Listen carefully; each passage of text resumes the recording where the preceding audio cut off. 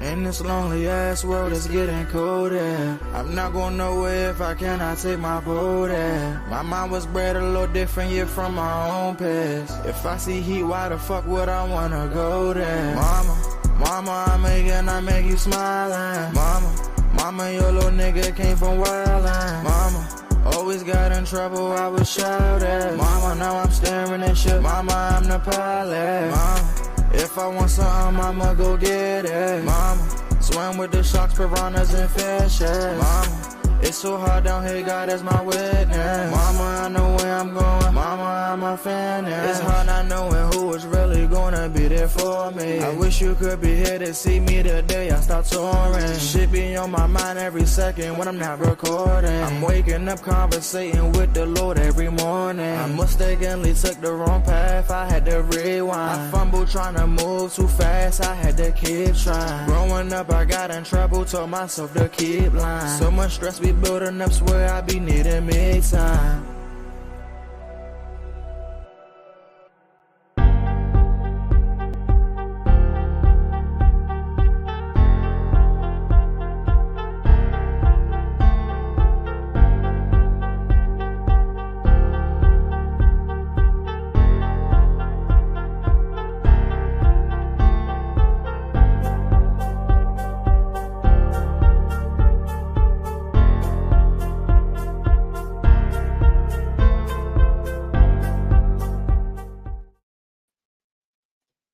Good morning to the DMV and the rest of the world. This is your girl Reese, aka the best that ever did it, aka Rise and Shine, people. Rise. This is a beautiful, nice, started off cloudy, rainy day. But don't you worry, the sun's still gonna come out. Isn't that something? The sun still comes out even after it rains. I mean, that rain ain't gonna last always. And no troubles don't either. But like Johnny Gill said in New Edition, can you weather a storm? I ain't gonna preach to y'all this morning. No, I'm not. But I am gonna say grand rising to you all marvelous people. And before we get started, I always like to say thank you and hello and all salutations and greetings to my wonderful producer, Mr. Molly Moss. Sea Moss Boss. Y'all go ahead and get your good Sea Moss products from my man. I'm trying to tell y'all something good and hook you up right. You know, it ain't a nasty product. You can stomach it. It tastes good. The lemonade is delicious because he put real honey and ginger and stuff. He put natural stuff into the Sea Moss lemonade.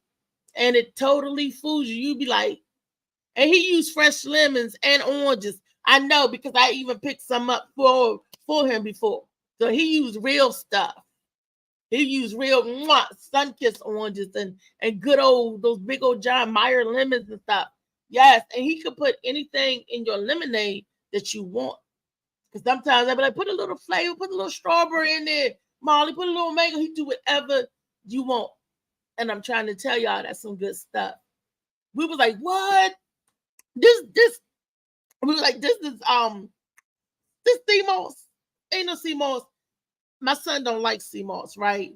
That joker drunk my whole thing. Molly gave me 2. I got 2 from him. He drunk because Tyree think that every time I get 2, one's mine, one's his. And he went in there and bodied that. He killed that junk. Man. And I was like, whoa, hold up, Tuffy. I thought you don't like Sea Moss. I don't like Sea Moss. Don't bring none of that stuff home. I don't want none of that. I said, well, you just ingested a whole 16-ounce bottle of it. Yes, you did. He was like, what? I said, and you drank the whole, what you supposed to drink? So many cups. I said, you drank it all. He was like, that ain't Sea Moss. I said, yes, it was. Molly infuses his Sea Moss in a special way. And he was like, what? And I'm like, got you. Boom. That's right. Exactly.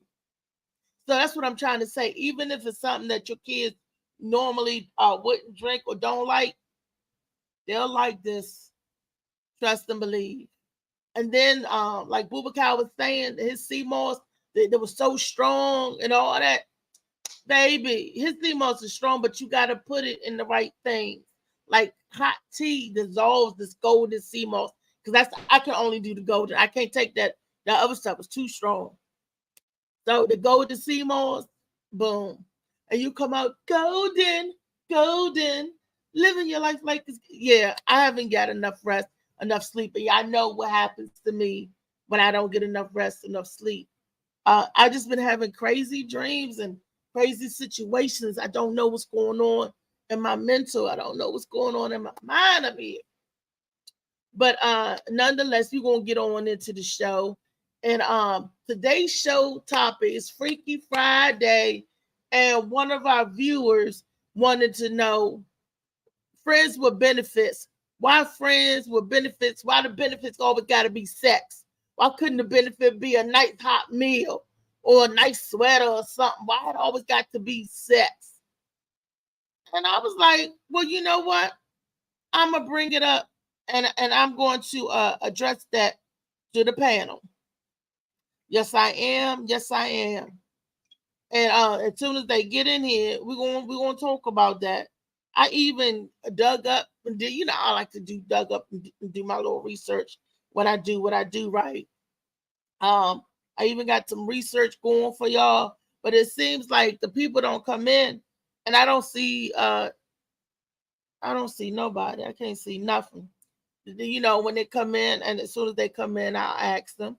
But I know if I play the video, they're gonna go back and say, play the video again, because I didn't see the video. Play it again. But here's what everybody that were friends with benefits is. But they actually want to give you a breakdown and tell you what friends with benefits is. I got a breakdown for it. And if y'all like to see the video, like to see it, here you go.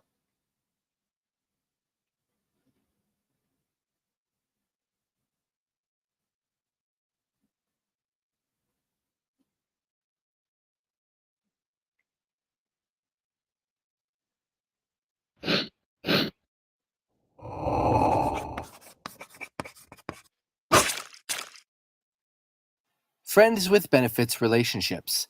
Why some sink. The context can be different, but for our purposes, we're defining a friends with benefits relationship as two individuals who occasionally or often sleep together and are not in a boyfriend-girlfriend relationship. What do we know about it? We know that it's common. In 2013, 30 to 60% of American university students engaged in a friends with benefits relationship. Is it sustainable? It's arguably not meant to be. It's more like halftime in a sports game or intermission at the theater. Free time to reload on your favorite snacks, quench your thirst, and clear your head before the next serious part begins. Approximately 20% of these friendships do join masts and sail away together, pre-iceberg, Rose and Jack style, whilst the others don't make room on the floating door and their relationship sinks, never being more than a no-strings-attached fling. Why? That's the question. A study from 2009 found that the top reasons for ending such a relationship were the development of romantic feelings and negative emotions such as jealousy. In conclusion, emotions. However, Kendra Knight, a communications professor, conducted a series of interviews of 25 students who had had a friend with benefits and found a pattern in their relationship endings: communication and lack thereof. Ground rules, grounds fun. Setting up expectations and rules for the arrangement was perceived as effort or relational work that is expected to be absent. Thus, talking about the relationship defeats the purpose of having it, and so they didn't. Better to stay cool about it, right? Like Jack in the North Atlantic Sea. Losing face. One student didn't talk about the relationship out of fear of seeming too invested, thereby highlighting the side of self-protection. 'Cause when you got skin in the game, you stay in the game, and thus admit there is a game to lose. And yes, that was a Hamilton quote, the founding father of Friends with Benefits. Granted, they were both married, so Friends with Benefits is all it could ever be. And he did technically pay her husband in order to not let out the secret, which he then did later himself anyway. Moving on. So call me never. Most of the students would feel uncomfortable with their friend with benefits talking or flirting with others, but were unable to bring it up as they didn't feel their reactions were part of the deal and valid. Shh. Some did attempt to speak to their friend, but in order not to complicate the situation, they got shut down. The common denominator here is, whatever reason leading up to it, the lack of communication kills the situation, whether that's through being silent or being silenced. So, how do you keep your friends with benefits situation afloat? Communicate. Don't play it cool. Make the whole thing hot. If it sets the ship on fire or you decide you don't like being on it anyway, well, at least the water will be warm. Thank you for watching, and don't forget to subscribe. Friends with benefits. That is the topic today. And I want to say good morning to the Beast. Is that the Beast? The Beast One, yeah, it's me. Good morning. How good you doing? morning. Well, I'm doing it's good. me. So today's topic, man, is friends with benefits. You know, a viewer asked me, what does that mean and why do it always have to be sex, right? The topic. Good morning, Slicky. You know, and from a male's perspective, when you have friends with benefits, what does that mean to you? For me personally, I mean the friends with benefit has got to be something beneficial. So I can make money. I can make a lot of things. There's only one thing I need you for that I can't get by myself, unless only me. So there's got to be something that is beneficial between us, right? As friends. You know what I'm saying? And you set that up because she was like, why it always got to be sex? Why can't it be some food involved? Why can't it kick me? Why I got to give my body up? Is that what you put on the line as the benefits? I mean, because granted, there are all types of benefits, just like in the medical field. There's all types of benefits. You got dental benefits, you got eye coverage, you got health plan, you got all different types of stuff. And I was like, I'm gonna ask the panel because, or from my woman's standpoint, and I know Rodney, probably from your male standpoint, don't y'all set it up from the beginning? What's the benefit? Yeah, exactly. Well, I mean, I've been married a long time, but me and my wife have made some beneficial agreements. She wanted a new purse.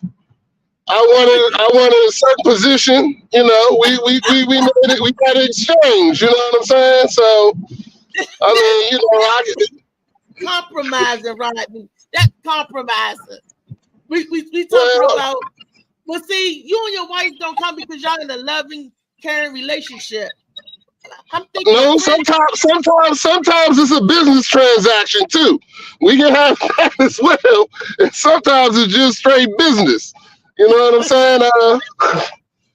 Unless you want me to go to the strip club, which I found out my wife would do a lot more and a lot cheaper than going to the strip club. So I just go home with a pack of 20-and-1s and, start tossing them around and strange things happen, So every once in a while you gotta change it up. It can be a strict business agreement. Sometimes you don't feel like doing all that shit, like gotta take her out to dinner, gotta go do this, gotta go do that. You like, man, I'm tired. Look, a 20 is a 20. I'm just trying to see what you trying to do. Oh, wow. Yeah, definitely. Well, a 20 ain't a 20. Friends with benefits. Let me look. Good morning, Michelle. Good morning, Slicky, DJ Slicky Woo Boo. Good morning, William. Good morning, Ronald. What are y'all definition? Type it in. To you, what is a friend with benefit? Like the viewer had asked, why does it have to be sex? Isn't that how the term came about and how it all came about for sex? Because it's like some friends with benefits, I'm gonna say this, it's straight sex for each other because that's when it came from somebody cheating They was married, and they was just friends with benefits. They get together and hook up, right? So, Yeah. like, no, who said 50 fair exchanges, no robbery? Tupac, like, said, if they getting sex, they getting sex. That's how the friends with benefits, we just friends with benefits. We friends and get a little bit of benefits, but you don't talk to your friends with benefits on the phone. You're not cultivating a real relationship with their friends with benefits because you in that friend zone and you want to stay in that zone. That's why you could hunt friends with benefits instead of, we in a relationship? Because I don't want no relationship. I don't want none of the ties. I just want to hit it and quit it. I don't want to go to the movies. I don't want to talk on the phone. I don't want the late night walks and talks and romance. I just want to hit it and quit it. And then some people are at the age where they don't want sex. They got to come with something more. Well, I was reading the comment. If you don't want sex, then they got to come with something more. Then they not friends with benefits. Friends with benefits, to me, reply on a hookup level. Or you get you an old person that don't want sex. You don't want sex. You tell Mr. Jerry, I would make you some nice potato soup or some clam chowder. And you come and and people go for that. But you got to set the premises of what you want from the beginning. You can't take no young, veering 40-something-year-old man and tell him, I don't want no sex. Then that's not the person for you. Then you date the person that don't want no sex either. Y'all got to be compatible. But usually, you're not in a friends with benefit relationship. But then you just friends. If it ain't no sex, you just friends. Exactly. If it ain't no sex, you just friends. Yeah, you can go over your friend's house and get lunch or dinner or go out to dinner with your friends. That's fine. But the benefit is sex. That's the benefit. Other than that, you just friends. Right, you just friends. Because my friends helped me out. I used to have a male friend that I didn't have to sex him, and he will always be there and look out for me. And I called them my play brothers. I don't have to sex none of my brothers, no Molly, no Slicky, none of my play brothers, and they look out for me. And I got a rule about that. I don't believe unless they knew you from when you was a child. You can't. Wait a minute. You breaking up, Rodney? Unless they knew you from when you was a child, you can't what?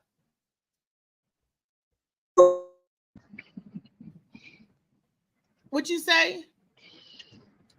Unless they knew you from I'm sorry, I'm on that one section. I'm on that one section of Suitland Park where it always messes up. But anyway, yeah.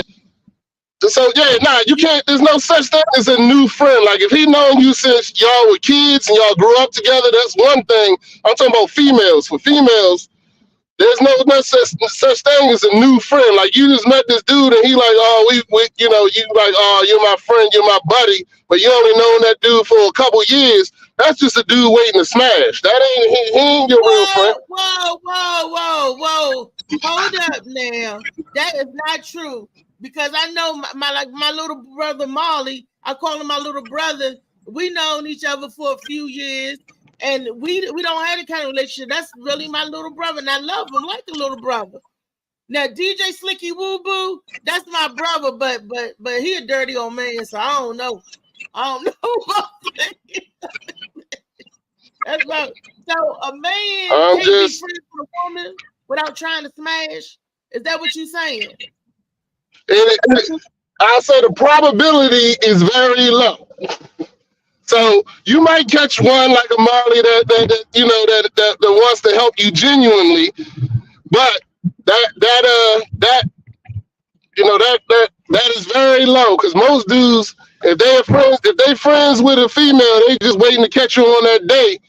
Because I don't know I don't know too many females that if they ask, they say, I'm having a bad day or what you call it like that. Why don't you come over at 2 a.m.? They ain't gonna say no. They're gonna give you what you need, even if they just considered your friend. Wow. Wow. So okay, so if we want to be friends, and we supposed to be just friends, why is it always the men that bring up the sex? And listener, I hope you're listening, because Ronnie is saying that they don't want to just be your friend. They're in the back of their mind, they waiting for their chance to smash. So that's why the men always bring up sex. Then it's like that's kind of messed up. That's What do you mean? But men are hunters. That's what we do. We hunt. You know what I'm saying? Women are gatherers and men are hunters. We hunt. We looking for that kill. We looking for that you know, to get it to at the end of the day, we trying to conquer something. So I don't know. I mean, that's how I feel. That's how I feel about, you know, that's why I ain't got no female friends. Ron, do William, do you feel the same way? Ron, do you feel like that? And DJ Slicky Woo Boo, do y'all feel like that? There you go. And Michelle, do you feel like that? That the men that want to be your friend, that they just don't want to be your friend genuinely. At the end of the day, they want some sex for their friendship. No, I'm not saying they want it. I'm saying if you offer it, they ain't gonna say no. That's what I'm saying. They're not gonna say our friendship is too important to me to go there. Nah, they're gonna go ahead and give you that dick. Wow. Wow. Wow. You know what? If I was a bitch, I would test that theory. And everybody that I offered to, and if they say yes, I will cut them off from being my friend. Because then you're not my friend. You're waiting for something. I want genuine friend. Look, okay, I got another question. They say, okay, the question is, oh, it's a long one. Oh my goodness. Okay, some guys say that they want FWB, but they want a home cooked meal and to spend time and spend the night. If they want all of that, then you're not looking for FWB. You're looking for a relationship. Yeah, absolutely. Yeah, okay. That's a relationship. Okay, so that was the answer. Mr. Beast said that's Mr. Dad mentality, because he gonna tell you what would tell his children and everybody else. He said absolutely. That's not a FWB. Friends with benefits. Woo! I thought FWB meant never mind, I'm keeping it to myself. Man, friends with benefits. I thought it meant something else. But fuck buddy. Huh? No, I thought it meant fuck buddy. I thought FWB meant fat white B. You know, I thought that's what it meant. I'm like, because I used to see it in little things. I'm like, I'm not a fat white woman. I'm like, what are they? You know, I thought that's what they used to say. Oh, fat white bitch. I'm like, I know FWB. I know. So now I know what it means when I'm seeing all this lingo and stuff when they sending you stuff. No, I ain't gonna be no friends with benefits. I had to tell people I'm black. God, that's so embarrassing. They were sending me FW. You try to be FWB.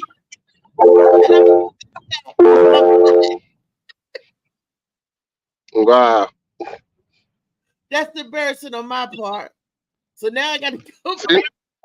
See, now you just realize how many dudes was trying to be your friends with benefits. See, you thought they were friends.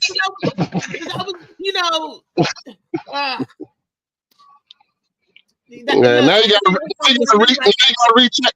Now you gotta recheck your DMs. See, now you got. I guess they were saying, okay, she crazy. She crazy. What they got to do with that? You know, I guess Okay, now I know. Okay. Look, now you know. Like I said, I don't know all the lingos when they be shortening up words with words. Well, you know, but it's good.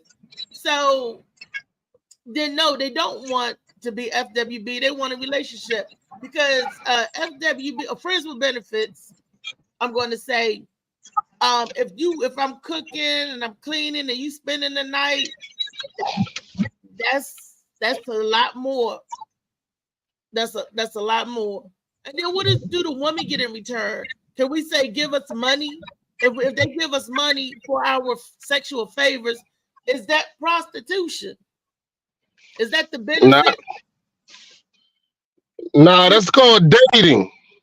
Because you gotta spend money no matter what. That ain't prostitution. It's called dating. You're gonna spend money no matter what. If you want, you want to have a relationship with a female, most males, you're gonna have to spend money to make that relationship happen, whether it's taking her out to dinner, whether it's buying her stuff, what you call it. And if you in a relationship with her and y'all dating and she tell you her phone about to be cut off, you're gonna pay the bill. I mean, if you got it, you know what I'm saying, or at least put something on and help her out. That's part of, that's dating.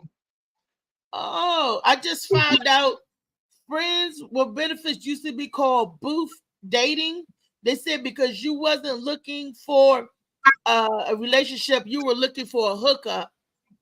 A booth dating, friends with benefit is considered booth dating. You got me. That's the first time I ever heard that term. I have no idea what booth dating. I know that sounds old, and a hookup sounds the same as a jump off to me. Good morning, JoJo, baby. Yeah. Good morning, JoJo. JoJo. Hey, JoJo. Can you hear me? Booty call. Hello? I don't know why I can't. Okay, can you There hear he me? is. Good morning. Good morning to you, sir. How you? Yeah, I am awesome. How's everybody today? Doing good, brother. We good. We good. We were just Who trying to who on set this morning? Oh, that's the beast mentality, dad mentality, the beast won. We got me, you, and Rodney. Good bro, Rodney. What's happening? How you doing, brother? No, you came in on the one of our viewers wanted to know that friends with benefits, right? Why friends with benefits? Why it got to be attached with sex? And Rodney was just explaining to me that not unless you know this person from childhood, most men that's friends with females, in the back of their mind, they just friends waiting to hit. And you laughing, so he must think the same thing. I'm not thinking. It's not always the case. I mean, sure, that could be the case. It could be the same guy in the case with one girl, but not the other. You know what I mean? Sure. I mean, I ain't gonna dispute that one. I mean, but there is brothers that don't have the interest of hitting, though. I mean, I know a few brothers that, I can be friends with a female without hitting, but if she offer it, I don't know how we would ask. There you go, right there. What I tell you, I told you. If you offer it, there's no offer or she act like she want to do something, and it depends on the relationship, the time, everything got to be in the universe got to be lined up. Every time that you get involved with somebody and you make choices, she got to want to make the choice. The woman choose you. Everybody know that, right? Yes. The woman chooses you. The woman chooses us. I mean, we can spit all kinds of stuff, but you still come down to you choosing us. Slicky Woo Boo said, "You want me, don't you, Reese?" Slicky, I thought you was my brother. There you go. I thought you was my brother all this time. Molly, you hear this? I thought Slicky was my brother. I'm not. Hey, don't start that, ma'am. Please don't start that, ma'am. Hey, Reese, anybody that's your new male friend, they consider themselves just in case of emergency dick. They sitting there waiting for you to break the glass so they can go ahead and give you that in case of emergency dick. That's exactly what's going to happen. Ain't no man. Like, I'm gonna say this is a very small amount of heterosexual men that if you sat there and was like, you know what, I just want some dick tonight. That there's no man that's gonna say to you and go, well, I value our friendship, and you are such a great friend to me that I don't think I should give you this dick because I just want us to be purely platonic. That has never been said by no man on this earth unless he was gay. Oh wow! I gotta give me some more gay men friends then, because that's messed up. Because like I said, I got a lot of friends that I call like my brothers and sisters. And JoJo keep messing with me, talking about something. Take that pussy off the shelf. It's been up there too long. You better There you go. God gave it to you for a reason. Hey, don't think that these women ain't playing this game here, because if the situation right, all y'all that talk that big brother shit and y'all feel like it, and that's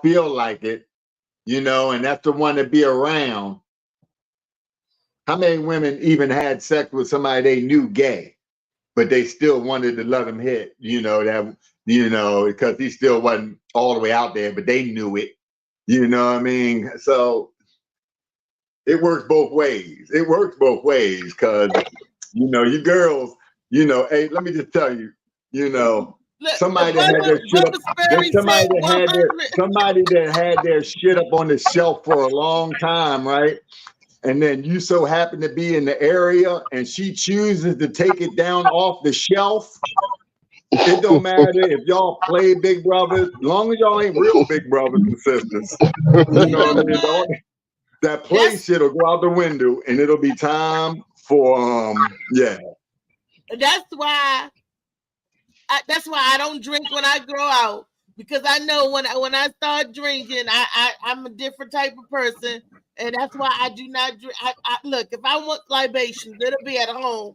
I'll get a nice glass of Merlot or a Moscato, and I'll drink that wine at home with my cooler at home with my music, and I do it by myself though. When I drink, that's why I drink alone. That sounds like an awful lonely night sometimes. Not all the time, but damn, all the time. That sounds like an awful lonely. That sounds like some depression drinking. That's what it sounds like. I get like that. Every now and then I just want to sing Misty Blue. So I get like, I ain't gonna lie sometimes, but it's me dealing with my soul. I'm just singing Misty Blue, yes. And Bub is saying 100% that y'all men are something else. And that's if you drinking and playing. Y'all are funny. Hey Reese, hey JoJo. Hey Phoenix. Hey y'all, how are you? The Beef One. Got a new name today. Look, Louise, we're talking about friends with benefits. One of my viewers asked, why does friends with benefit always have to pertain sex? Why couldn't the benefit be just a meal or something like that? And they do. Rodney and JoJo was nice enough to let me know that unless you are friends with this man like from childhood and you being friends with a male for the last couple of years, in the back of his mind, if you offer him up some coochie and y'all friends, he is not going to turn the coochie down. He just waiting for his chance to get. But if she offered up the pussy, isn't it in the back of her mind too? In the back of her mind, if she offered it up, it must have. If it came to the front of her mind, so it must have been in the back at one point because she offered it up. And secondly, there's a whole lot of friends with benefits. There's a whole bunch of sugar daddies out here that ain't popping that thing off and supplying money, food. So there is that. Well, see, that's why my viewer asked me why do you have sex? Because she said she don't want to have sex. Right. But the dude bringing up the sex, the dude wants sex. He want to spend the night. He want to chill. He want to bring his clothes over. That's not friends with benefits. That is friends with benefits. That's the definition of friends with benefits. Yes, it is, because you don't shoot with friends. The benefit is the sex. There you go. She don't want the sex. then she gonna want She friends don't with friends with benefits. Right, she don't want what the dude is saying. Can we be friends with benefits? He thinking that's the benefit. Oh, that's the benefit. I'm coming over spending the night. If you put out there that you want friends with benefits, you are saying that you want to be my friend, but I want to fuck you too. Like you can't. There's no way around it. Y'all know this. We can't say the benefit is. He can't say if you give me some coochie, I give you some money. That's a benefit.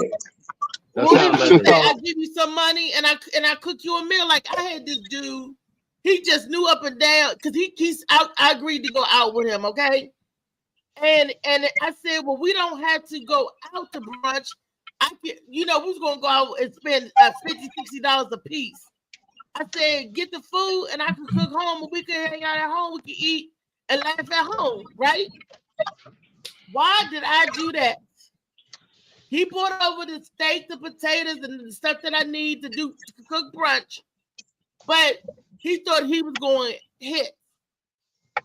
You have to have an after. You have to have. You ain't have no after meal plan. You have to have an after meal plan. If you ain't trying to give up the pussy, you gotta say, "Oh, we're gonna go down to the mall, down the DC Mall, and walk around, watch TV, or something like that." You can't just be feeding the man. It was just food. It was just eating. But what do you think he came over there for? You think he gave a shit about the food? If you said I'll give you some pussy and we won't eat, if you had said I'm gonna give you some pussy, we not eating, he coming over there. He'd get there faster. He'd be there without the steak. He came for steak and pussy. The steak was just the plus. Because we was gonna go out and we couldn't get the reservations and found the fathers. You gonna spend like $50 a piece. We was gonna go out, and I was like, shoot, I can cook at home, But even if you went out, the end result to him was still what he wanted was still the same. Even if you went out and spent $60, he still was looking to get some pussy. And even if y'all didn't go out, he was still looking to get some pussy. Just because you didn't think that. And I explained it to him, and we talked. And don't you know, he left. I said, you don't even want the food? He was like, no, you keep everything. Yeah, he came for that. He came for the pussy. Yeah. I feel like, you know what? I feel like you just putting dicks on the shelf. Hold up. Wait a minute.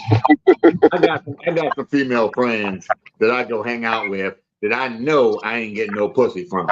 Right? So you just trying to say to every bitch you around that you sniffing on her ass. I ain't quite, there. I ain't saying I won't take it if she ain't offering up on it, but I'm saying there's female friends that we just be around just to be around. I mean, that's just to say that women ain't good for one thing for real for a man in that sense, and they good for at least I'm talking about her situation. She's dating this dude. This was a dude she's dating. This ain't like she called her. Yes. I didn't hear her say that. I didn't hear her say that. I'm talking about her situation. If y'all are dating or this guy wants to date you and he wants to date you and he's coming over your house for a meal. Date me. I didn't say freak me. I'll date me then. Don't be trying to put your little tally knuckle up there. Date me then. Well, girl, so why would that thing off? Yeah, my question is this: why would you think he don't want to hit? Like, if any dude you invite over there in a date situation, his goal is to hit. That's the goal. That's okay. That's why I don't invite people to my house. That's why I don't. You need to, like my man JoJo said, you need to take that shit off the shelf. You know what I'm saying? You need to take that off the shelf. You need to go ahead and let some get you a nice little 10-year, somebody 10 years younger, and let him knock the cobwebs off of that so you can change. You can, I want to have fun. I want to enjoy. And sex isn't a benefit all the time. You don't. How long? Okay, You wait said a it's minute. been like 18 years, right? Sex You is the said I benefit. could do a Have FWB friends with benefits. situation, but sex isn't the benefit for me. Okay, so then you need to make that clear. That's You what I have said. to that, but that's the thing is that we tend to forget as women. Men, nobody reads minds, but men definitely don't read minds. You have to tell them what you want and what you don't want. Because if you don't want it, they're not going to force or try. They're not going to waste their time. If they're not there, no, but if you're not too, like JoJo said, he has friends that he just, hang out with.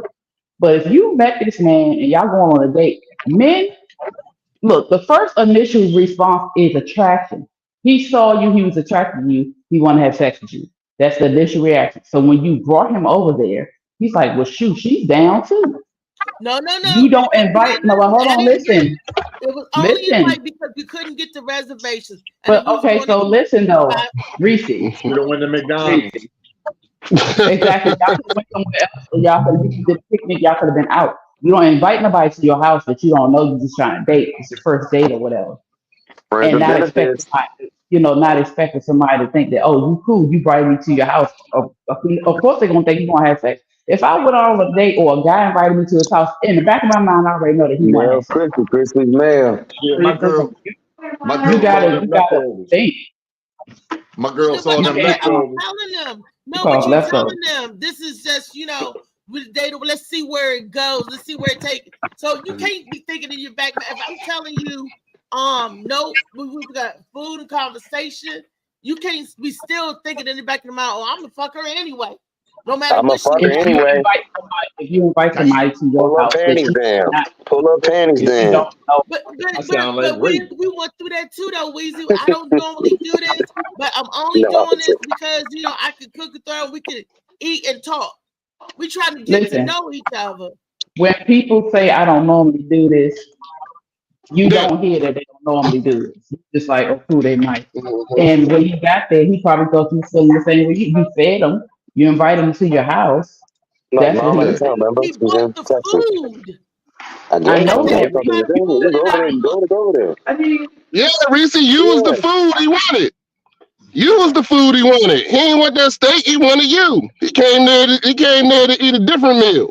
And With then some what's gravy and fries. so sad about this is the sad part. The sad I'm part, on the I love the podcast dude, every but I day, just wanted Christy. to take my time to get to know him. The Mac Show. And I liked him. The morning Mac Show.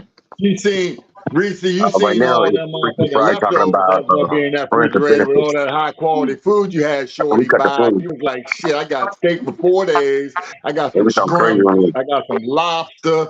You was like, yeah, I'm going shopping with this nigga, and then I'm good. And then he was like, oh no, I'm trying to have dessert. We didn't buy dessert. Let me serve that up.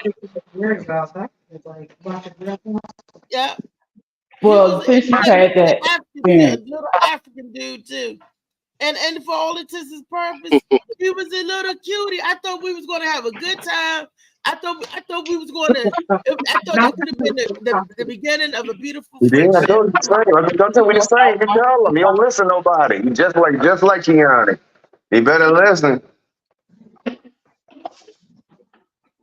Reese, you gotta think about your experiences because that happens. You have to understand the first thing. Just because you aren't thinking that way does not mean that the person you're dealing with is not thinking that way. And again, you invited him to your house, regardless of how much it's gonna cost. If you didn't know him, like if you haven't been dating him for years or dating him for months to invite him over, that's initial thought. She invited me to her house. Okay, I know what she said, but maybe she's feeling me a different way. Because we do that. We do say one thing and mean another. Not all the time, but we do. And so, some guys are like, okay, well, maybe she's feeling me because she invited me to her house. You don't just initially invite men to your house when you're dating them if you don't know them and then cook for them. He probably just like, oh, she's the one right here. Let me get this in. She about to feed me too. No. In his mind, he thought he's about to get something. So this was back before the pandemic and everything too. He was a He's little African dude. still a man.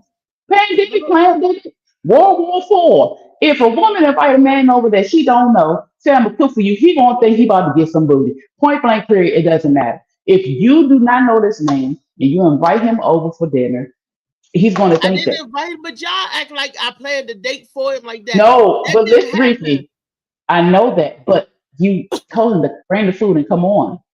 If you didn't know him, you shouldn't have told him to come to your house. Y'all should just, hey, let's just go out, let's go party, let's hang. You don't have to be, sit in the house. No, you don't know this man. You don't bring him to your house because then he gonna think you're trying to get it in. I was I told listening you to need. my I told you damn need a aunt. counsel. Talk about some, You need a you can counselor cook on the at show. home and y'all can eat at home and all that. I was listening to the wrong damn people. You can't listen to nobody about that particular thing if this is not somebody you've been on a date with several times. You don't invite a man to your house unless you're ready to get in bed with him. I ain't even Oh, I gonna don't know invite him about to the that. house then. Let me go to your No, house. Let's go to you your don't house. invite. If I you don't agree with that. I don't don't agree know with this that. you don't know this person. Why would you Oh, invite? she ain't saying she ain't know him. I ain't know she ain't know him. She didn't know him. Oh well, shit. She like he was. If this wasn't Girl, somebody that she like was friends with. you gotta be careful, shorty. You might have got roughed off up in that joint. You better be careful. That's what I'm saying. You don't know him personally. If he was somebody you know for a while, that's Oh different. yeah, I wouldn't But have you didn't nobody know in my him house. I don't know personally. like Even the that. ones you know for a while. Females neither Yeah, though. Females will set you right. up quick. You'll be over there. You They don't sure know will. them. They got their cousins coming to kick in the back door. She done opened this back door for him. You don't know what you don't let nobody you don't know up in your joint like Well, we that. talking about friends with benefits. Why the But he benefit? wasn't even your friend though. So that's all I'm saying. That's the difference. We trying to be friends, trying to be. See, you try to be friends outside the house. You don't come to my house. I don't know. And once you become friends, then you can come over.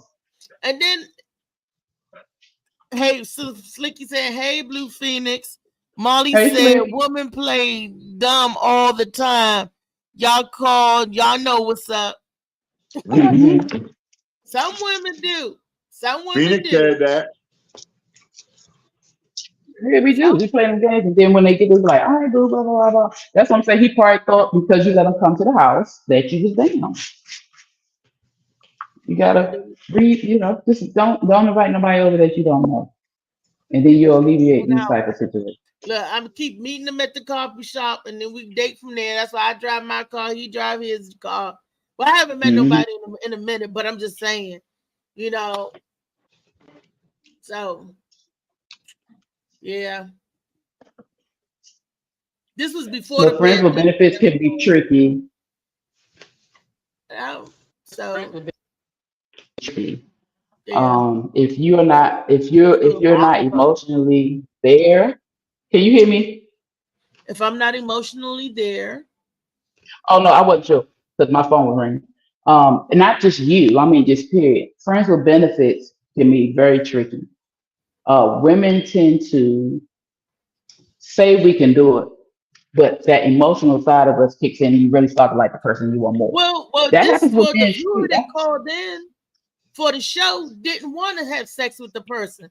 They really wanted to be. She wanted to be his friend, but he was like, "Okay, I want to come over there. I want to spend time with you. I want some booty. I want you to cook." He not looking for no friends with Well, benefits. first of all, that's a relationship because you want to spend time with me. You want me to cook. You want us to do this. That's a relationship. That's not friends with benefits. You have to explain fully what you're looking for and accept if the person that you're talking to is not looking for that and let them go. She wants a confidant. She wants a friend, but she needs to find a girlfriend. No, she needs to find a girlfriend. A girl that she can have as a I want friend. to hug and cuddle up on a man, but Then I you need a don't necessarily want no sex. Well, you need to get a boyfriend. You need to get married. That's what you need to do. Because eventually, that man gonna want something. And what I'm finding out, I was watching something. Men they love sex. We all do. Men want to have sex, but they need to have sex because for the benefit of their health. I'm advocating for y'all today. Okay. The more sex that men have, the healthier their prostate is. Now, of course, in the back of their mind, they ain't thinking about their prostate, but it's actually good for them to have sex. We don't have prostates, so we can hold out. But the problem is, women don't realize when you hold out on sex, you cause yourself mental instability. because we have to release too. See, it's always a catch.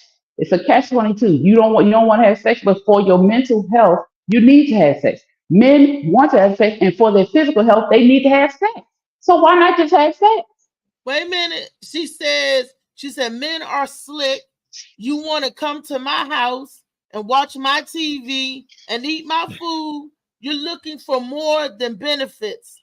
You're going to have to bring something to the table. Well, you're going to have to tell him that. You're going to have to say, look, at my table, if you come over here, my lights need to be paid. If you're looking for money, if you're looking for financial stability and they want to come and eat, lay up, sleep and all that, then there's a cost for that, because no matter where you go, even if you go to a hotel, you're paying for the lights, the room, the bedding, whatever. If you want to start dropping price, like, hey, buy the food and I cook. Put something on my cable bill, we can watch what you want to watch. Go to his house and leave. If that's the case. If they want to come over to your house and like your house is the kicking spot, like that's the chill spot. Look, everybody wants a relationship, but don't nobody want a relationship. That's a relationship. Thank you. That's what I'm saying. Everybody wants a relationship, but don't want a relationship. Be by yourself. How about that? You complain about every little thing. Everybody got to complain. Everybody got a problem. Instead of sitting there thinking about the fact that maybe I'm tripping. Maybe I'm tripping. Hey, Monty. Oh, it's been a minute. See, friends. Hey, Lee. Hey. Hey, Lee. It's the thing. Y'all gotta stop trying to make it. The thing. Okay, let me say this for Lee tap in. We have to stop trying to define or make up new definitions for stuff that's already had a definition for years. Friends with benefits strictly means that we're friends, but we only have sex. We don't have a relationship. We don't go out. We don't chill. I mean, we don't go out. We don't do other things. We're friends. No, you're friends, but you have sex. You don't have a relationship. If you want to be cuddling, and they was hooking up, that's a cheating.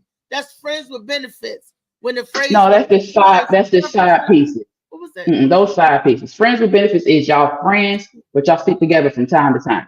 You can't get mad if they with the other person. Y'all can sleep together from time to time. If you want to cuddle, if you want to spend time, if you want to do this, get you a man. Louise, who has the same aim. From. What y'all talking about?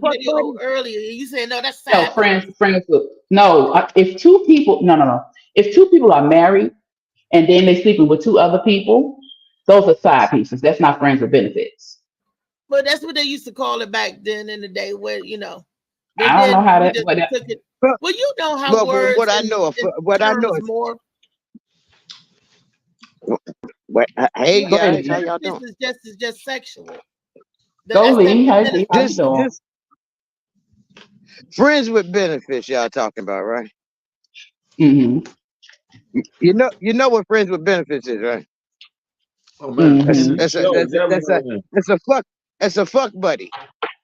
That's about that's pay your bills. You are a jump off. No, that's a John. You are a John. No, a friend with benefits is, you know, you gonna get this bill paid if I fuck this motherfucker. That's my friend. We cool. I give him a little piece. It's a bill buddy. Then it's from one side, it's a bill buddy, and the other side, it might be a fuck sugar daddy. That's a sugar daddy. Pretty much.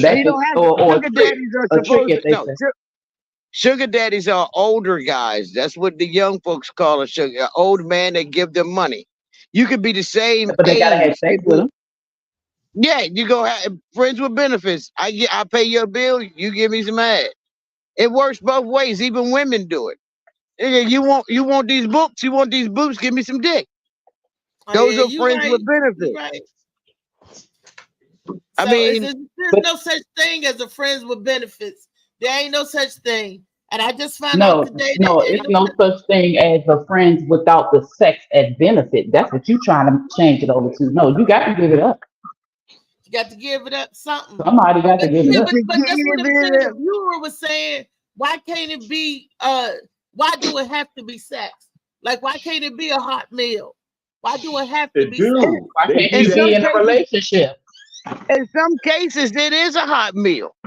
That's what I was saying. In some cases, yes. It depends on what the people come up with. Now, it just so happen if most people already know who they gonna fuck before they fuck them. Mm-hmm. You know, some people look at people and know that they're fuckable. Okay, I get you over there. I'm gonna tell you just how dumb I was. Young lady invited me over, told she was gonna introduce me to a lady. I was there for 4 fucking hours, and this bitch never showed up to find out it was this bitch. I didn't want that shit. I didn't want it. I didn't even want the meal she cooked. And so I'm like, where she at? She said, I know you like friends with benefits. Well, what's the benefit? I said, okay, the meal, I'll come over next Thursday and eat a meal. This bitch go upstairs, come back down, no clothes on. No, bitch, I don't want you. Nah. See, that's that. I thought it was introduction. See, and that's the difference. And that's the difference what we were talking about earlier. You see what I'm saying? Because you ain't got that motherfucking real hammer. You know what I mean? That you don't know what I got. She came downstairs. Any other dude gonna at least hit it and split. Listen, you know what I'm saying? That's a nasty ass guy. You don't know what we were saying earlier. If they was over there kicking it with her, if they friends enough kicking it with her, and then she offer up the pussy to him, nine times out of 10, a dude gonna hit that. Let me ask you a question. How many pimples you got on your dick? You don't know this person. How many pimples? How many pimples do you have on your dick? Cause she ain't gonna tell you she got if something. You staying underneath of it. I mean, what None. you tell you? I'm gonna give you some dick, dude. You ain't giving me none, Slim. You ain't gonna give me none. You try that, you try that, you gonna get treated like you got one for real, and you gonna be sleep. If you and I are in a room together, I am going to be the dictator. Dictator, you're right about that. I am going to dictate. You're gonna dictate. That's what you're gonna do. To you. You're gonna dictate.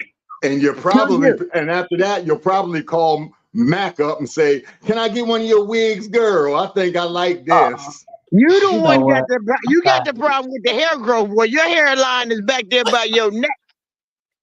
Quit! Don't go talking about yourself now. Don't talk about yourself. Behave today. There you go. Put your hat back on. JoJo and Lee, I feel that love-hate relationship. Put your hat back. Well, you, man, I got a forehead like this since the 80s, Jordan. Let it go. My forehead like this in my high school picture. Yeah, but let it go. You got that RoboCop forehead. Bro, half your head. You can't be doing that shit. My forehead been that big. No, that's your hair. That's your hairline fading back. Rodney, look at my high school picture, Shorty. Rodney, anyway, I'm glad you back because JoJo and Lee is cutting up. They going at it. Look at that. Let it go. Let it go, bro. Let it go. You get the hairline so far back. Shorty. Trying to have a real Johnson. Let that go. Because a nigga would have hit that. A nigga would have hit that. Let me get Rodney up to speed. This is what sparked this little bickering back and forth with Joe and Lee. Rodney, okay? Lee said that she had a woman to come down completely naked. That was her friend to offer up some coochie. And Lee was like, no, I don't want that. Then Joe said it's because you don't have a real penis because a real man would attach to his ding-a-ling is going to at least hit it and split. Is that true, Rodney? 100%. All right. So see, that's how the men think, Lee. All the men, I could have told you that a man, everybody they gonna hit it or at least split. They don't turn nothing down, but they call it. You know that's why. Okay, so why if you know that, why are you so confused about the dude not want to have sex when he came over to your house? There you go. I'm offering pussy, Louisa. I'm not offering no pussy. I'm not coming. I know you didn't offer it, but we came. You know what I'm saying? That's the difference. That's the total difference than me opening up my legs to come on get some. You don't have to offer. He came to your house. What they saying? Lee said that she turned it down and threw it away, and JoJo said that's only because your dick ain't attached to you. Because if your dick, I know. So the man. Yeah, just because you come to my house. Listen, I was invited to the house under false pretenses. Your story is honestly, just to let y'all know how serious it is, how serious it was. I talked to a friend of hers in Kentucky, and this bitch got AIDS. Has had AIDS that long. So y'all keep thinking with your dicks. Shit, y'all keep thinking with your dicks. Man, you ain't got to worry about that. That's why you ain't hit it, because you ain't got no feeling in that plastic joint. So you don't really feel it. We put plastic over our real ones. We don't need a whole plastic. We got feelings. You see what I'm saying? That's why we hit it, because we got the feeling for it. Can I ask you a question, bro? Can I ask you a question, man? Please, may I ask you this question? Why you got my dick all in your mouth? Damn, shorty. First of all, you gotta have something funny. You gotta have something funny. If you're gonna ask, can I have a question 3 times? Funny. Technically, it's not your dick. You just written it. The nigga gave you the close up, and you didn't do nothing with the close up. Nothing with it. My mic keeps getting muted. Somebody keep muting my mic every time I want to say something. But you keep putting it down there in your pants. Probably it's not a plastic jump. See, there you go again. In my drawer. You're not fit for this job. You're not fit for this job. If you want something like this, just ask. That's what it just is. Ask for the dick. Don't hit on it. Just ask for it. If I wanted, I'd get to you. But get it out your mouth. I don't want none right now. I'm good. I mean, anytime you talk about my dick, every time Shorty. You talk about you wouldn't hit. So that's because you ain't got no feelings. All you got is a rubber jump. It ain't no feeling. It don't matter. It's in your mouth. Whatever you say, you can do it. I'm gonna talk about the real. I'm gonna talk about the real. You ain't got the genetic properties. But you still call it because you're gonna be emotionally involved. You have to have the emotions. See, a dude don't need all them emotions. We're gonna hit and roll out. See, you had to really like her. You had to really like her. I don't have to really like her. I can hit it and split. Your emotion. Go on and hit the split. Your shit will fall off. All right, well, ask the rest of the folks how they feel about this situation. Ask the rest of the panel. JoJo. Well, I feel. Let me see your I feel this way, Lee. Hold on, Lee. I feel that you damaged that female by not fucking her, because if a female offer it up to you and you say no, think how much trauma you giving to her. You got to give it a dick. Just be a gentle giant and give it a dick. It's okay. Don't worry about it. It's all right. You know what I'm saying? I don't want to put that kind of trauma on a female by telling her no. I want her to feel confident and good about herself, so I would fuck her. That's simple. Oh no, some people need rejection. You got to reject them. In these situations, she had to reject that one. It was something else going on that she said she found out that the girl had HIV afterwards. Yeah, so if we were friends and I knew that, then I would be insulted that she offered me the pussy trying to kill me. So that woman would not be my friend. Woman is different. Lee can't get HIV through her dick. Plastic don't contract no diseases. How But do Lee, y'all know y'all what would have kind been of in trouble. Lee would have been number sick. one? Hold on. And none of y'all She see. can and get it none of through y'all her have mouth seen though. me fit. But Lee said that she None of wasn't y'all going That have means seen. she got to be sucking her own she was junk. going to give her the D-Link. Hold on. Stop right there. I want to understand which one of y'all have been to the bathroom with me. Any of you ever been to the bathroom with me? Y'all going on what? Y'all Are going you on offering? prescription? You I got a you don't question. know Are you if I'm a, offering or are you just questioning? am I what? Are you offering? Are you offering us to come to the bathroom with you? You're Or breaking up. are you? All right, don't worry about it. No, but what you mean? Are you saying that we Y'all don't know don't what know you if got down if there? y'all don't know if I had one sex or two. No, but you said it. You Exactly. said it yourself. You That don't. you had 3 dicks and the cop took 2 of them because they called them lethal weapons. You say that you use the plastic, that you go on strap That's on, the joke. and then you gonna hurt JoJo. That's But the that's joke. how you gonna I have screw none. JoJo with the strap I on. don't. And all I'm I saying don't is own a that dildo. That's just what. Yes, I do. I own one. Yes, I do. But no, the card is in my y'all purse, don't know guys. if I'm a morph. Y'all Bank don't of know if America. I'm a morphodike or what. Y'all have no clue who I am. All You we don't know even about know my what you real say, damn Lee. name.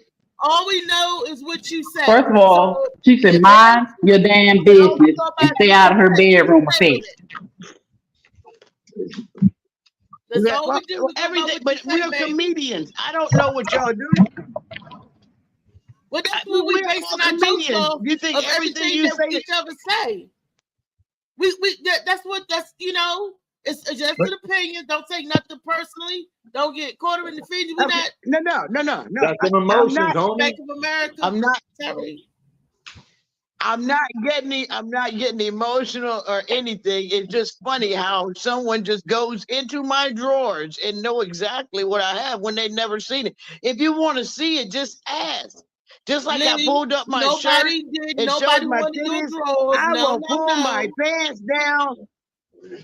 We are going No. by what you're saying, Lee. Nobody been in your drawers. Nobody saying nothing like that. We're talking about the plastic toys that you said that you use. Yeah, We're but talking about what you said JoJo is serious. JoJo wants to play. JoJo, but it's a joke. JoJo wants to play with my balls. JoJo, where you at? He went to beat his meat. Too much excitement for him. Where you go? Oh no. Told you he went to go beat his meat. Yeah, JoJo got a Woody. JoJo got a wood. Anyway, friends with benefits. JoJo, man. And I'm not friends with benefits JoJo with hit a anyone. nerve, man. Hey, I got a question for the panel then so we can move on from this.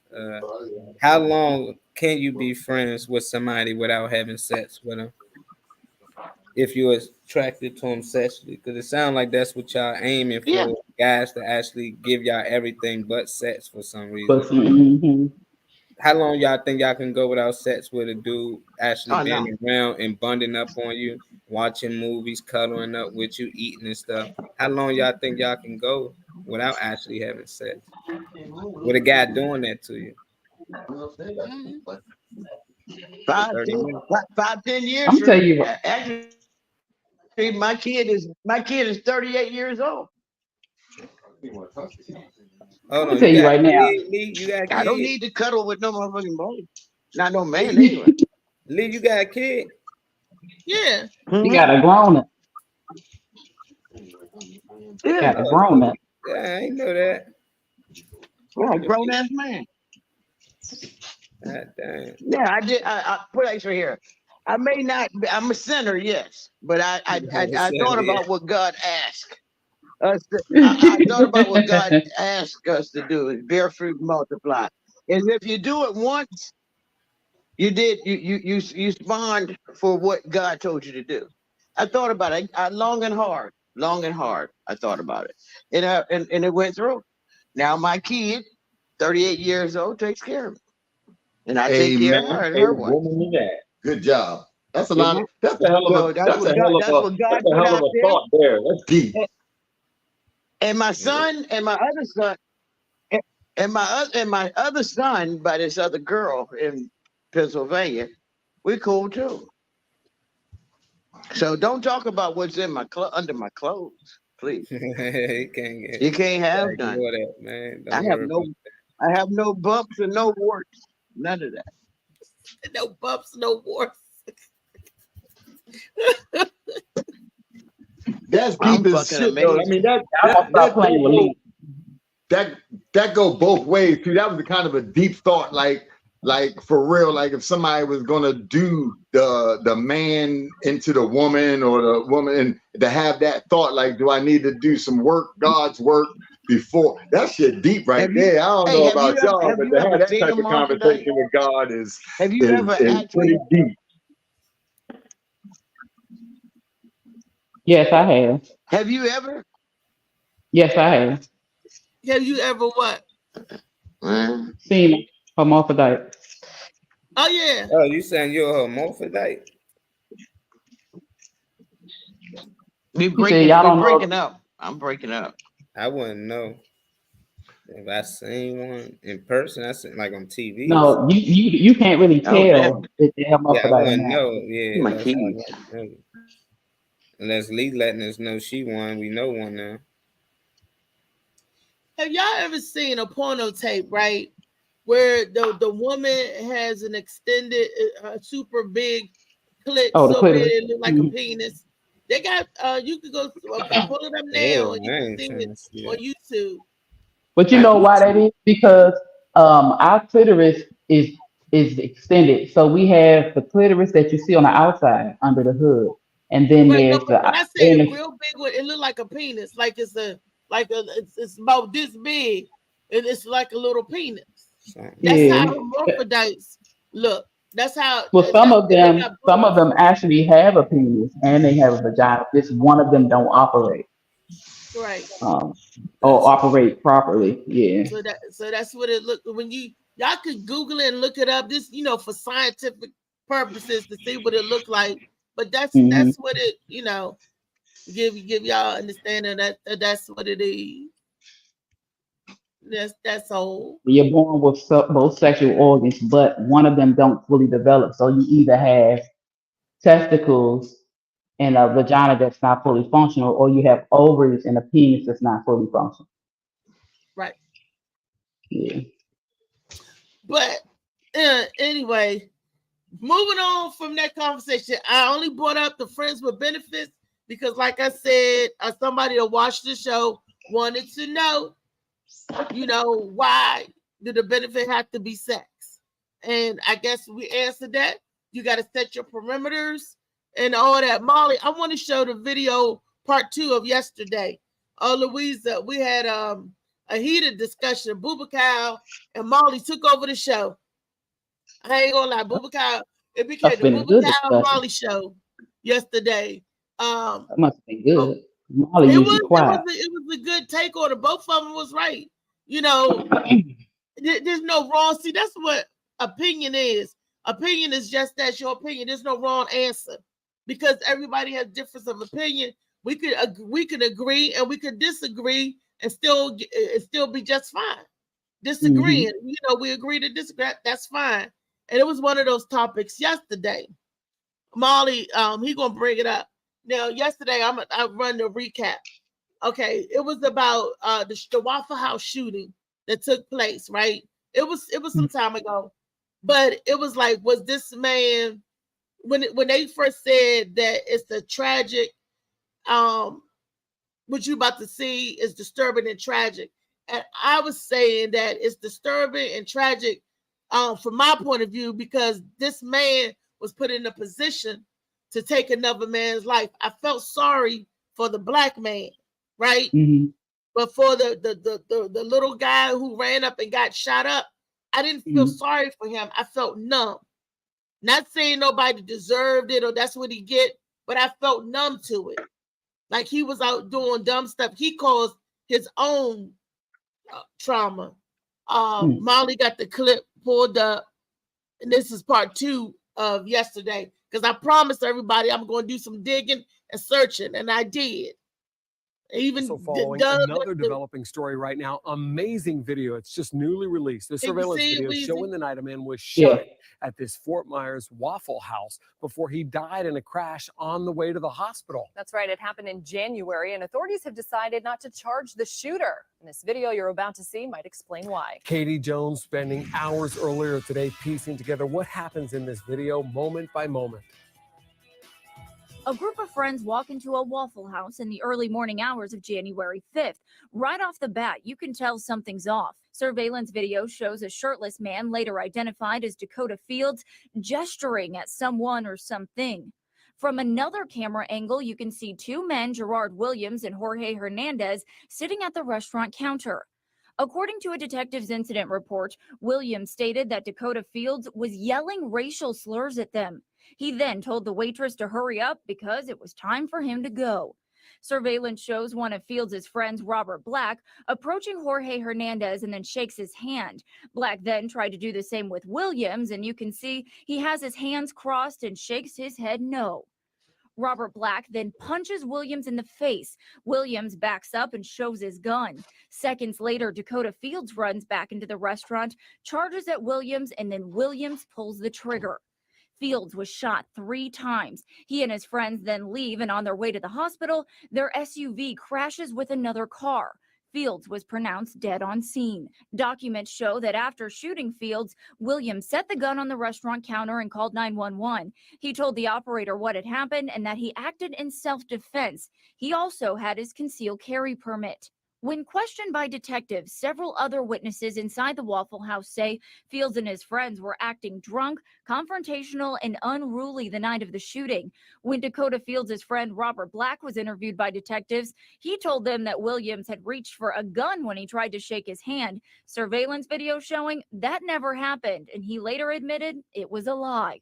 Katie Jones, Fox 4, in your corner. And again, confirming what was in that police report, because they did a number of interviews. That friend initially saying that when Williams reached for the gun, he was actually trying to do something more than that. And as you saw, the surveillance video showing it never happened, and did admit, in fact, it was a lie to detectives. Well, tonight. Okay. So you saw you saw that, right? Yes. Okay, so Boubacar was saying his stance was the black guy did nothing wrong. That's what should have what happened should have happened.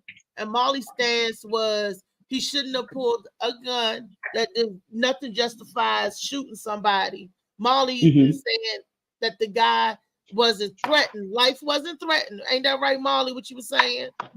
Nah, y'all was misunderstanding everything I was saying. I was saying black people don't do this. This is not going to be the same law everywhere.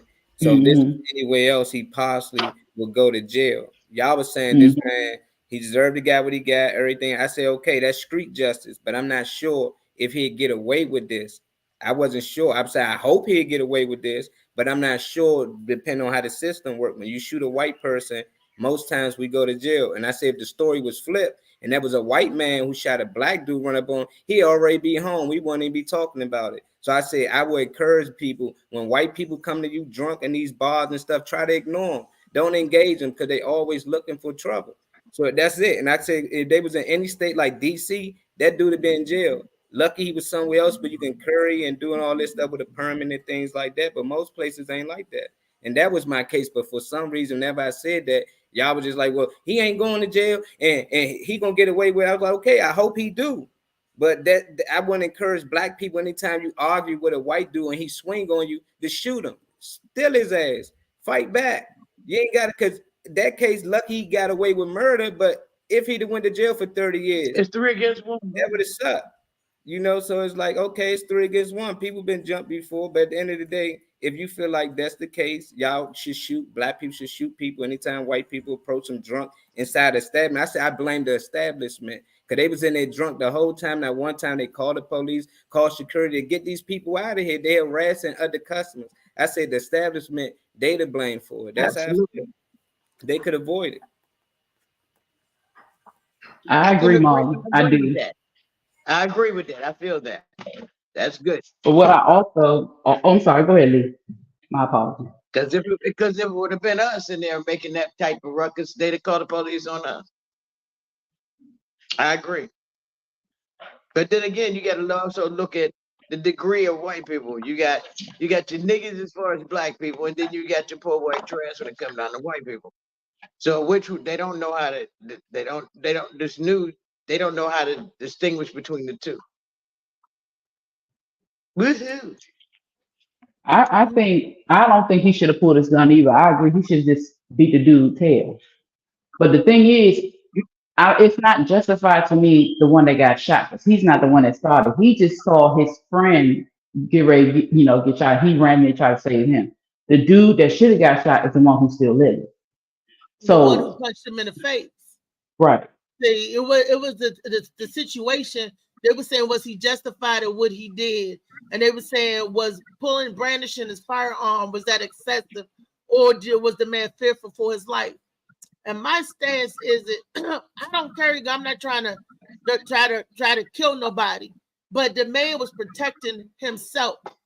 That man, all he knew is that already been stolen in the face is a gang of yuppie white boys, and this is down in Florida where they what my grandmother called rubbish. They down there and they rubbish, and we don't know the history of them people, but apparently there must be something that they do because they was allowed to come in rowdy. The establishment didn't say nothing. If a gang of black people come in someplace rowdy, they'd be like, whoa, we can't serve y'all. Y'all get on out of here. We wouldn't have had the time to sit back there, eat, drink. It's on their fault. And the man was antagonizing. That's what he said. That's why I said it's because the guy that got shot was the one that was calling the slurs. One that said, look. Was the one that's messing with the men. He was the one. Dakota was the one messing with the men. The one that got shot. And then the other guy came over to quote, fake apologize. And when the black man said, no, I don't want to shake your hand. You saw the video. I don't want to shake your hand. That's how you know it was fake, because he could have just walked away and said he hit him. Exactly. That was my whole point right there.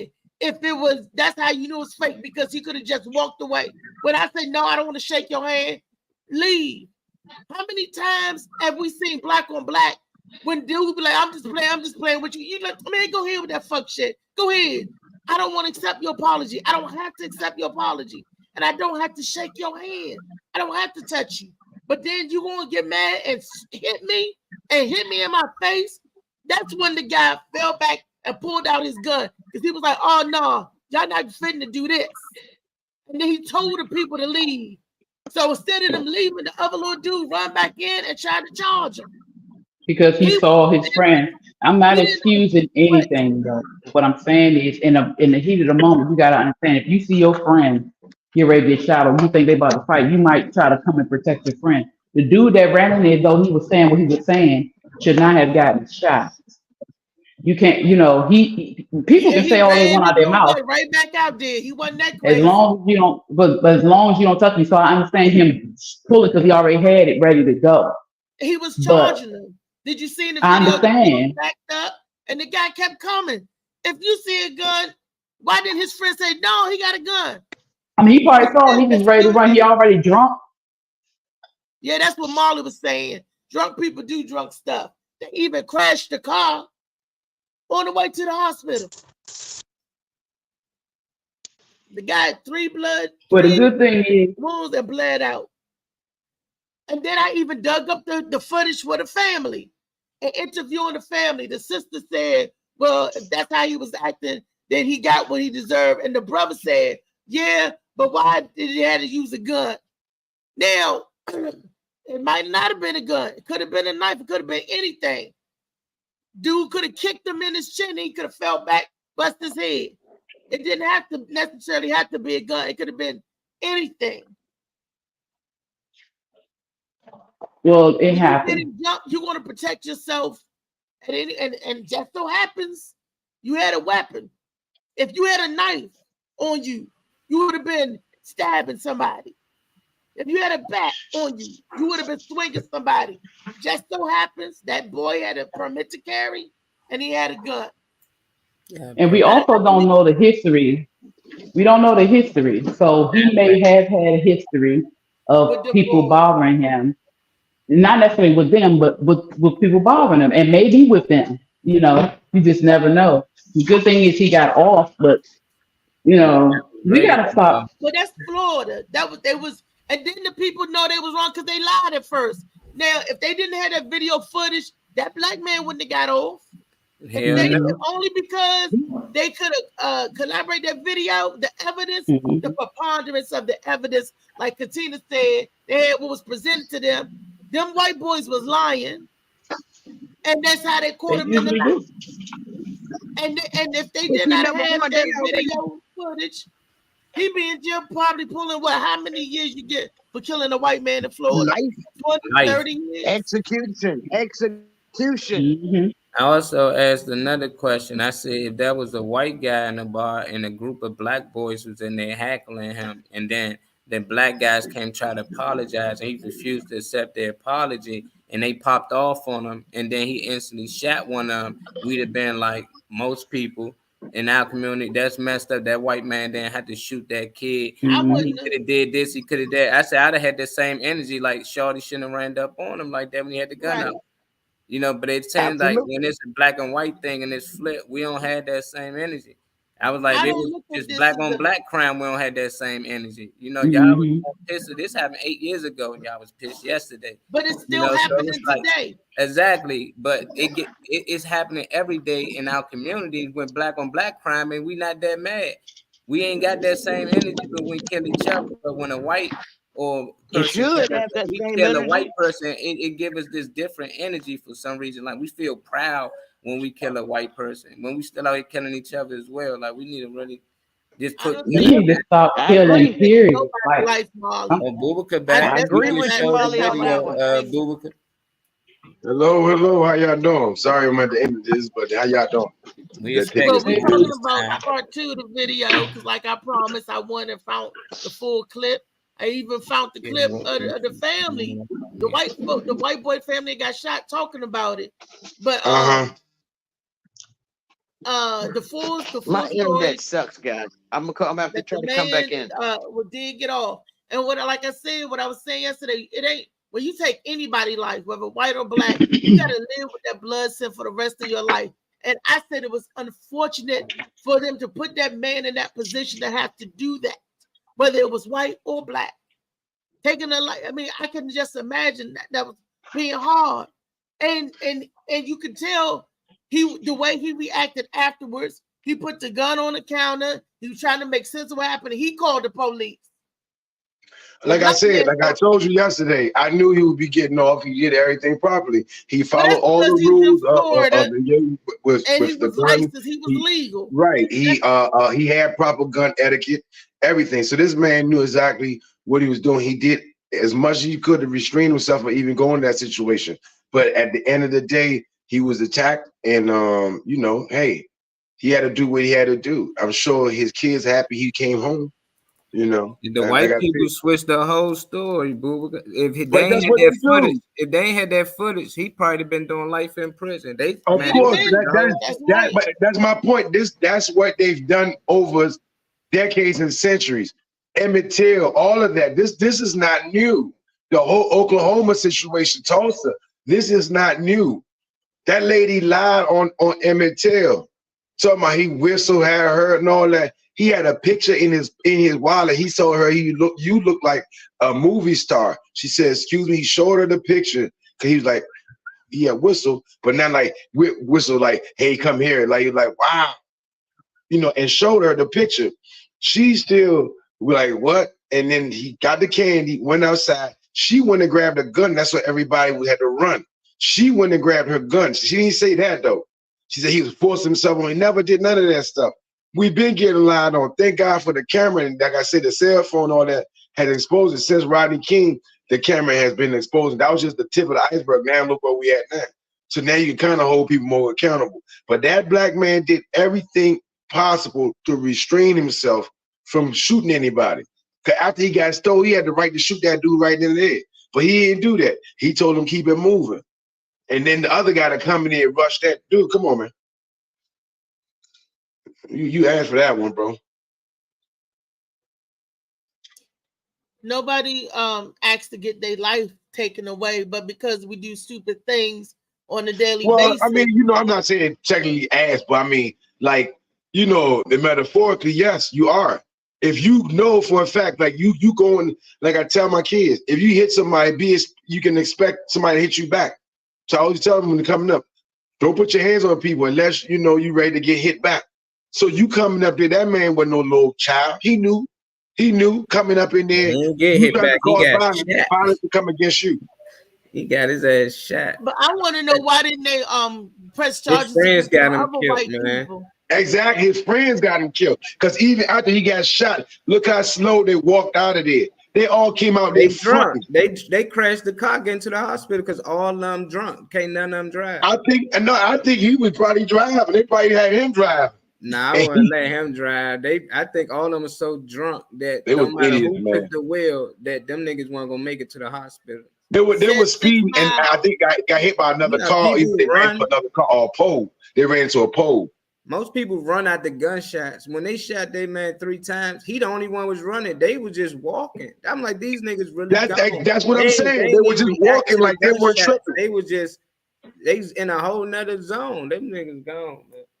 Because they came out there thinking it was Instinct Clown Posse or one of them hardcore white groups or something. You know, that's what they thought. You know, trying to act bad. Look, y'all don't see one too many videos. You know. The little guy got shot. He ran in there. He ran out the same way he ran in there. That was funny. Fast and quick. He ran in fast and quick and left out fast. Look at the video again. He ran in there the same way. He ran out the same way. Yeah, he came in, took about 2 swings and turned right around, running the same way. Head ducked down low. Yeah, got his chin down low like he came to fight. That's the last thing he probably expected. He probably thought he probably the brawler, like he the one that normally pop it off and be He knew the other dude was faking, so he said, "I'm gonna go in there and get it, set it off." And that's exactly what he did. Set it off, and that gun went off.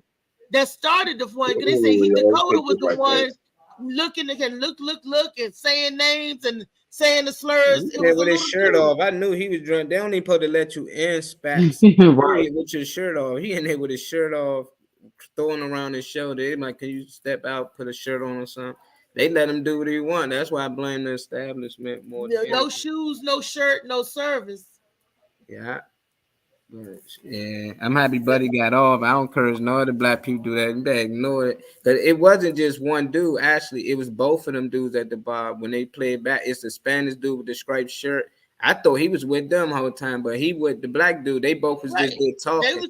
And he the one that the apology. He accepted the apology. So they let him go. When he got to the black dude like, nah, I ain't shaking your hand. And he got mad and popped off. And he stole the black dude. Yeah, stole him. What kind of apology was that? Do your best to just ignore that shit. They want fake apology, just let them do it and move on. But well, the black dude said, hurry up with my food because he got to go. Because he knew what was brewing. Because the little one, they were calling you slurs and stuff. I'd be like, yeah, hurry up with my order. They probably placed the order, called the order in anyway.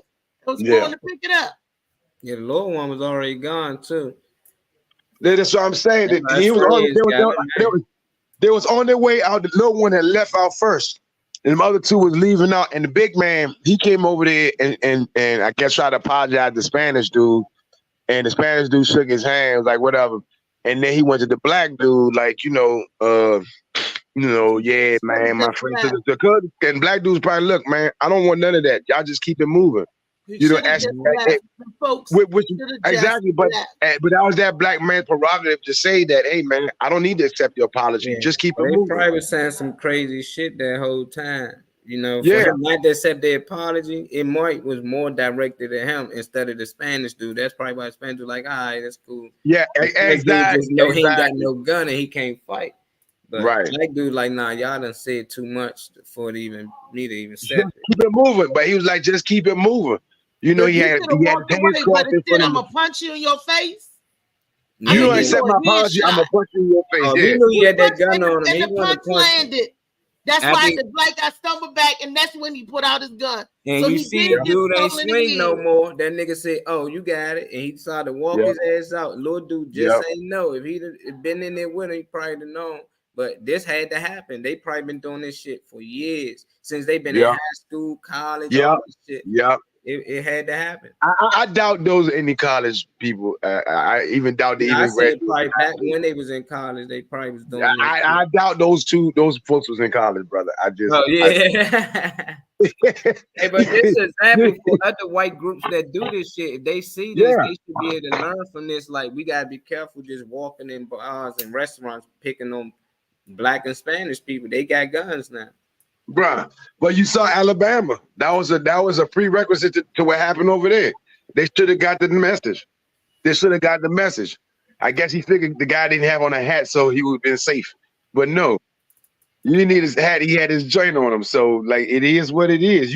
You look, man. I try my best. I'm more of a defensive fighter. I don't go on the offense on people. You know, even when I box, I was always be defensive because I don't. You know what I mean? You bring it to me, I'm gonna give it back to you. But I don't go around trying to start shit because you literally setting yourself up for shit to happen to you.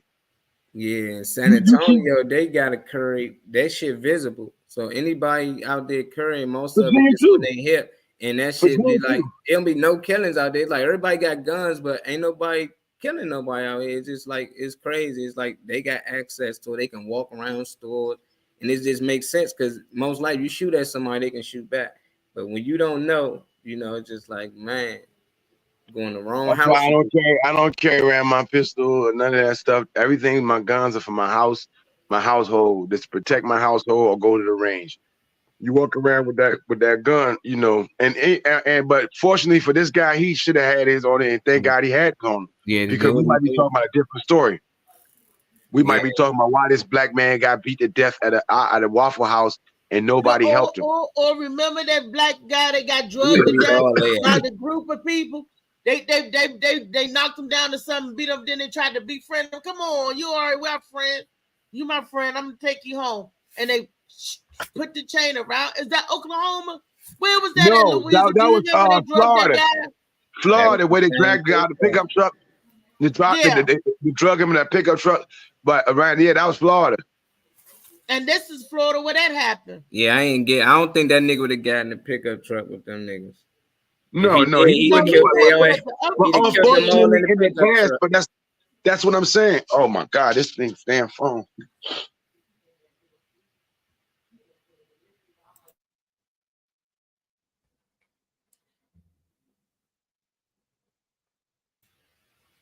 Pamela comment. That froze. I mean, and which is sad. And you know, and there was another Waffle House shooting down in Florida, but these black boys shot up another black boy because of he got their food. He was allowed to go inside the restaurant because he was a chef there, and they opened the door and let him inside the restaurant. The other people had to stand outside to get their food. Them jokers got mad and shot up the boy because of that, but they was all black. Yeah, I mean, people get mad for no reason. And I mean, people shoot people for no. That was stupid. It's anger, you know. Now like that's tragic. Like, the boy got shot up. I felt bad for it, you know. That's how people respond these days. You know, damn Waffle House. I missed the World Star days. I thought that was bad when niggas out there fighting and knocking each other out. But at least they was able to get up and walk home. You know, you might be embarrassed a little bit, but it's like now shit, they shooting. They ending your life because they don't want to be put on World Star and all that extra stuff. People ready to record you fighting and getting beat and embarrassed. So people like before that happened, shit, I put you on a shirt and I can legally do it. Everybody getting a permit now and they finding any reason to shoot them joints and people giving them reasons to shoot. Because everybody is scared of martial law. They scared of they have this rumor. Oh, it's going to be a race war or the race riots. But and that's why everybody they were saying that because when Trump was in the White House. Yeah, they were saying that, oh, it's going to be a race riot. White people getting bold. White people doing this. White people doing that. I'm like, they've been doing the same thing to me. I've been seeing it. Yeah, but martial law is when all this shit go up. Like all these little boys out here shooting each other. That's what I'm gonna create send you martial the clip law. with the boy family. Yeah, cause they're gonna bring the army out this joint. They're gonna have like them out here with tanks, and we're gonna be on curfew and all that. Like that's what martial law is. They coming to patrol now. They gonna come to police. Ain't gonna be no more. We gotta call. I sent you the thing with the boy family on there talking about the sister was agreeing, was like he shouldn't have did that. But the sister also said that the other boys should have happened to the other boys that he was with, which I agree. Yeah, the dude who initially popped off, that's who he lucky he didn't shoot him. You know, he gave him time to leave out. It just shorty ran in not knowing he had a gun. He just came in that joint bum rush because he seen them tussling initially. So he like, the fuck, let's go. But he died for his man. There you go. I don't, what Pam said, I don't care what race you are. If you run up on me, I would defend myself as best as possible. Yeah. He didn't pull out his gun until the white guy hit him. That part is true too. Well, because the black guy wasn't looking for no fight. And she said the white guy was blocking the exit. The black guy backed up until his back was against the wall. He had the right to defend himself. This is the footage of the family. The one I just sent you. Yeah. This the one with his family. No charges are expected in the January shooting death of a Fort Myers man. This is the one that happened at a Waffle House off Palm Beach Boulevard. 24-year-old Dakota Fields died. According to the state attorney's office, the shooter was acting in self-defense. NBC2's Jacqueline Beavis just talked to the victim's family about the news. Now, Peter, that shooting was 4 months ago, but the family remembers the details of the early morning very well. And now we're seeing for the first time what happened inside the Waffle House. Dakota Fields' family only wishes it could have ended very differently. Look at surveillance video from the January shooting inside the Waffle House restaurant off Palm Beach Boulevard. This is part of the evidence the state attorney's office used to determine no charges would be filed against the shooter. People make stupid mistakes. Things do happen. The family of Dakota Fields still mourns for their brother. So many people are affected by it, and the loss of his life is like a detrimental thing to all of us. But they call the circumstances from the shooting out of the ordinary for Dakota Fields. Everything that happened that night was awful. The report from the state attorney's office says that Fields and his friends were disruptive and seemingly drunk in the restaurant when a fight started. A man was hit in the head by one of Fields' friends. That victim from the incident pulled out a gun and fired 3 shots at Fields when Fields lunged at him. I don't understand why a gun was even pulled when there was no other weapon involved. After the shooting, Fields and his friends left the Waffle House and crashed their car 6 miles away on 1st Street in downtown Fort Myers. The shooter, Gerard Williams, called 911 and waited at the Waffle House for deputies to arrive. As long as everything's been reviewed and gone through, I mean, properly, you know, we could completely understand. I don't blame anybody, but it is a hard thing to swallow having my little brother not here. Still tonight, Dakota Fields' family is trying to remember him for all of the good he brought to their lives. We don't want this one particular night to affect the way people remember him all the time, you know. Now, the Fields family was in court today after being summoned by Williams on a restraining order.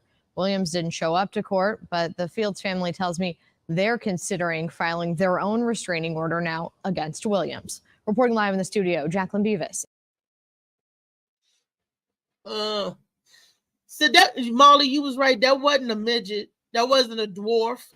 He looked like a normal person. Short and strong. He's athletic. Yeah. But why do you show you when that liquor get in you, you not yourself. You know, they showing pictures, kid like he just a happy kid. Just he was out having a good time, but he was drunk. You get drunk, man, you tend to do things you normally wouldn't do. You see it in every clip you see. It could be the good person in the movie, and you see when they get the alcohol and they cut up, they end up getting in a fight or a brawl at the bar, but that's not really them. But they can wake up from it. This dude, that could have been his first brawl in the Waffle House, his first fight. But that's how it ended for him because situation. You know, you gotta be careful, man, because people before him Definitely. did so much racist stuff that we don't trust. You know, we quick to be defend ourselves when it comes to white people. Definitely, like a group of, you know. So it's I sad that defend this myself happens. I got because of white friends. anybody. I got And white. you have to defend yourself too, Daddy, because anybody, because you got 2 babies, you got to make it home too at the end of the day. So, Oh, you yeah, I'm know, avoiding that. I probably would have shook his hand. You know, that's just me. Like I ain't about to. but what if he would have do- still hit you after you And shook then his that I hand? gotta defend myself. I'm just saying he done dapped the Spanish dude up and he respond. Then he kept it moving. The other dudes was leaving. They was gone. I'd have just They dapped him should up have and had kept it him. moving. Or I'd have He just should have pounded got him. I some wouldn't even charges. dap him up. I'd have just pounded him, man. And just but for me, I'm not confrontational. So no matter what he said, it wouldn't really piss me off. He could have been calling me niggas and shit and all that, man. It wouldn't bother me, man. I just like I know It he wouldn't have drunk. bothered me till you He put your drunk. hands on But me. some people you can't do that to. I got friends you can't call them niggas, bitches, or none of that. Girls can't even call them the B word. You know, one of them, you say that B word to them, they kirk out. You know, so it's just certain words. Yes. So I work on that with myself because there's people out here that get drunk and they just start trying to stir shit up, and incidents like this happen. You know, so I'm just happy Buddy got away with it. Sad that Slim died. But we all need to learn from this, white and black people. It ain't just like, oh, black people, when you're in this situation, that's what you need to do. White people, nah, both of us need to watch this foot and say, man, we need to learn from this, man. We need to really stop allowing Don't people to get antagonize drunk. people. Yeah, Just and if they leave drunk, people put alone. them out. I remember people had to call cash for people and stuff back in the day. If you too drunk in the stand, they'd be like, look, no more for you. Hey, call them a ride. Or if they too mussed up, you got security there, or you call the police to come get them out, and they make sure they get home, or they put them in the cell overnight.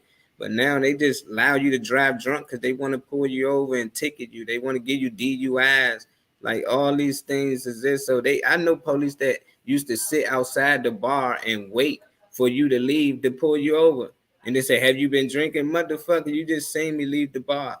I'm not drunk though, but have you got any lick on your breath? Of course I do, nigga. You just seen me leave. And they wait for athletes do it more than anything than professional athletes. If you go in one of these bars or clubs, they wait and pull you over later if you driving. And that's how they get you. So they're taking them like, look, give me 10,000, I'll let you go. Like it's cruddy out here, but we all need to learn from this though. White, black. Well, we need to learn that the antagonist should have got some time. The man that the antagonist was the one who was over there shake hands because the other people already left out. So you felt the need that you had to come over there, say something to these people, and then swing on them. Take your drunk butter on home. Yeah. But he should have got some time because he really the one started it. Because if he wasn't in there being a jerk or an asshole, his little friend wouldn't have run in there and tried to help him, save him, or anything. They would have been gone on out the door minding their business. Yeah, because he the one started. Leave people alone because you don't never know what you may run up onto. That's why I don't like bullies. Billy badasses think they bad until they run up on Billy with his bad ass. Isn't that always the case? Mm-hmm. Isn't that always the case? Stop bullying people. Leave people alone. Let people be. Live and let live. Yeah, I just like it take two to fight. It take two to argue. So one to kill. Yeah, and if somebody inviting you to argue, man, it's on you to take the invitation. But he swung on him. So he gave him open invitation. Not swung, he stole him. Swung is you hitting the miss. I don't know if he connected because they said he connected. He said he connected. He hit him in the head. Yeah, he said he connected, but it don't look like he really. Molly. That's I know I listened to it, but I'm watching. I'm using my eyes. I can just see better than you. I'm looking. He didn't look like he connected. Look at the other angle. They show when he connected. That's when the boy Well, he didn't really down. get a good hit. He ducked that joint. Like he was ducking as he swung. Like he seen that slow ass joint coming. And then even when Buddy ran into the store, he had the gun behind his back. He didn't even have it in his like out front. When he first told him, go ahead, y'all leave, he put the gun behind his back. When dude charged him, he put it back from behind his back and shot him. So it's like Buddy ain't had no chance anyway. He didn't even see it regardless. He wouldn't have seen it. But he felt them joints. I like, man, that's damn. I hate to go out like that because I done got in fights with my friends. I done seen my friend. I don't know why they fighting, but I just run over there and jump in it. I don't know what happened, you know, and it could have been a situation like that. You know, I'm running in there like, oh shit, my friend's fighting. I'm just running there ready to charge, and something like so. It's like, man, it's like we both. They got their friend killed. They got their friend killed, man. Exactly. He played a part, but he didn't expect that. Even when you pop off and fighting somebody, you don't expect somebody to have a gun. You know, you like, all right, we might fight, but nah, they thought they had the ups. It's more of us than you. Yeah, we about to beat them. Nah, not today. Oh, that is it. Damn it, man. We done closed the chapter on the book. You know. Hey, my phone died on me, man. I'm sorry for the bootleg collection, y'all. You know. You good? Yeah. The story and close the chapter.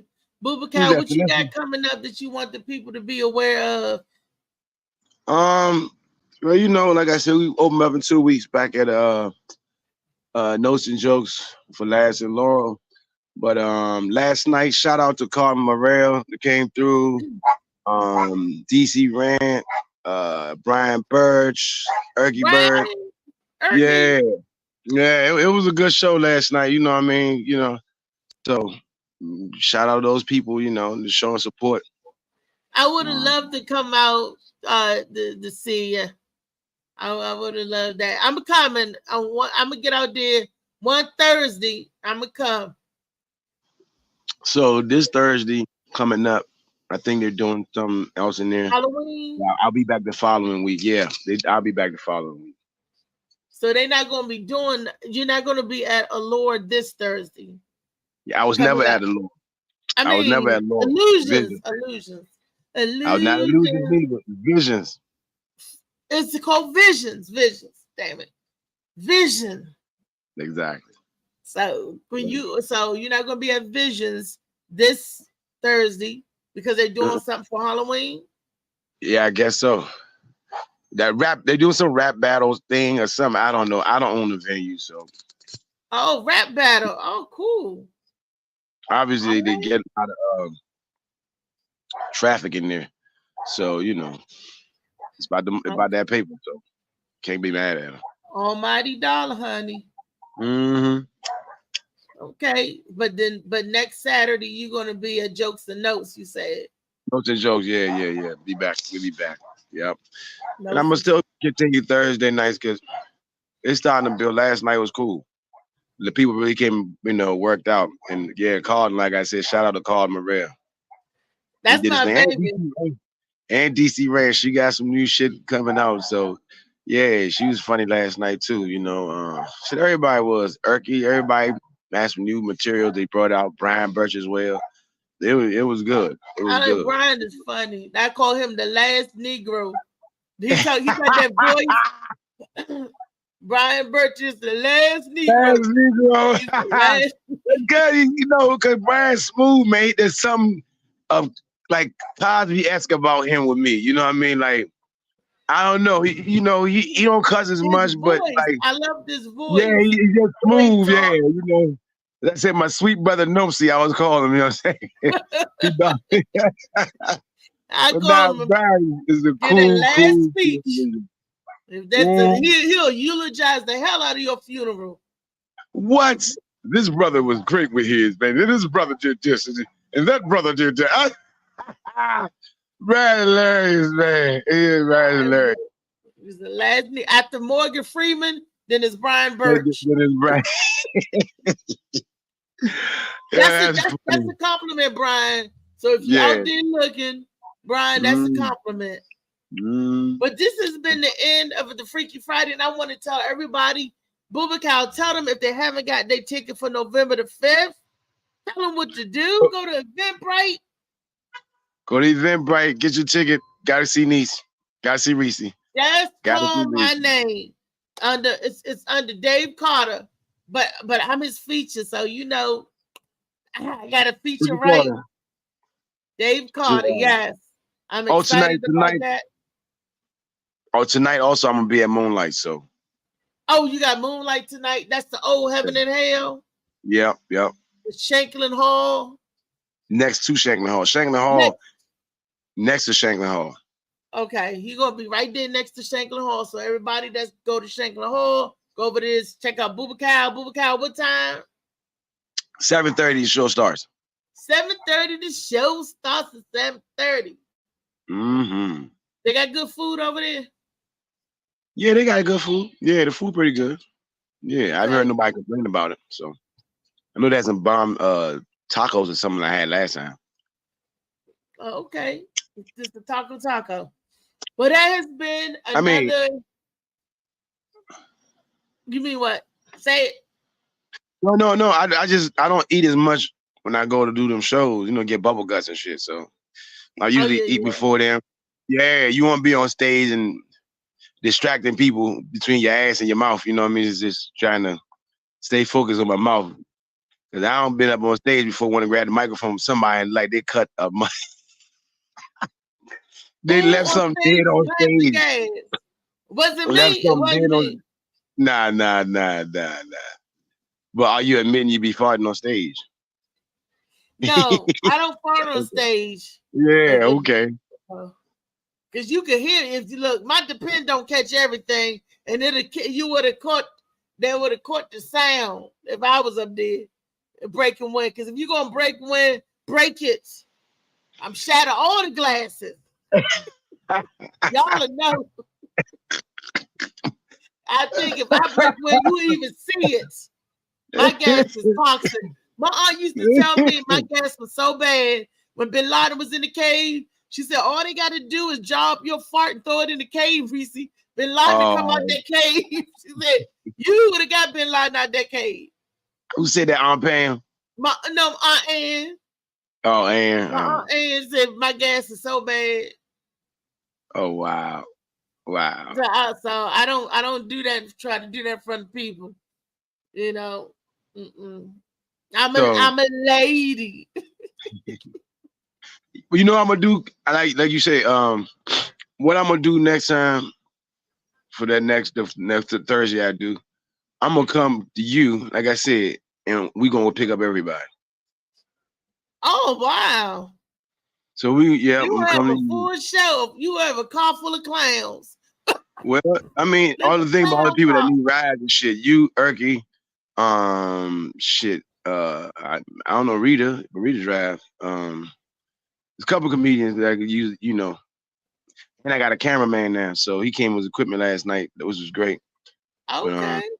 But, yeah, so we about to start getting in, and that way, actually, have him in this setup, and we can start the comedy carpool.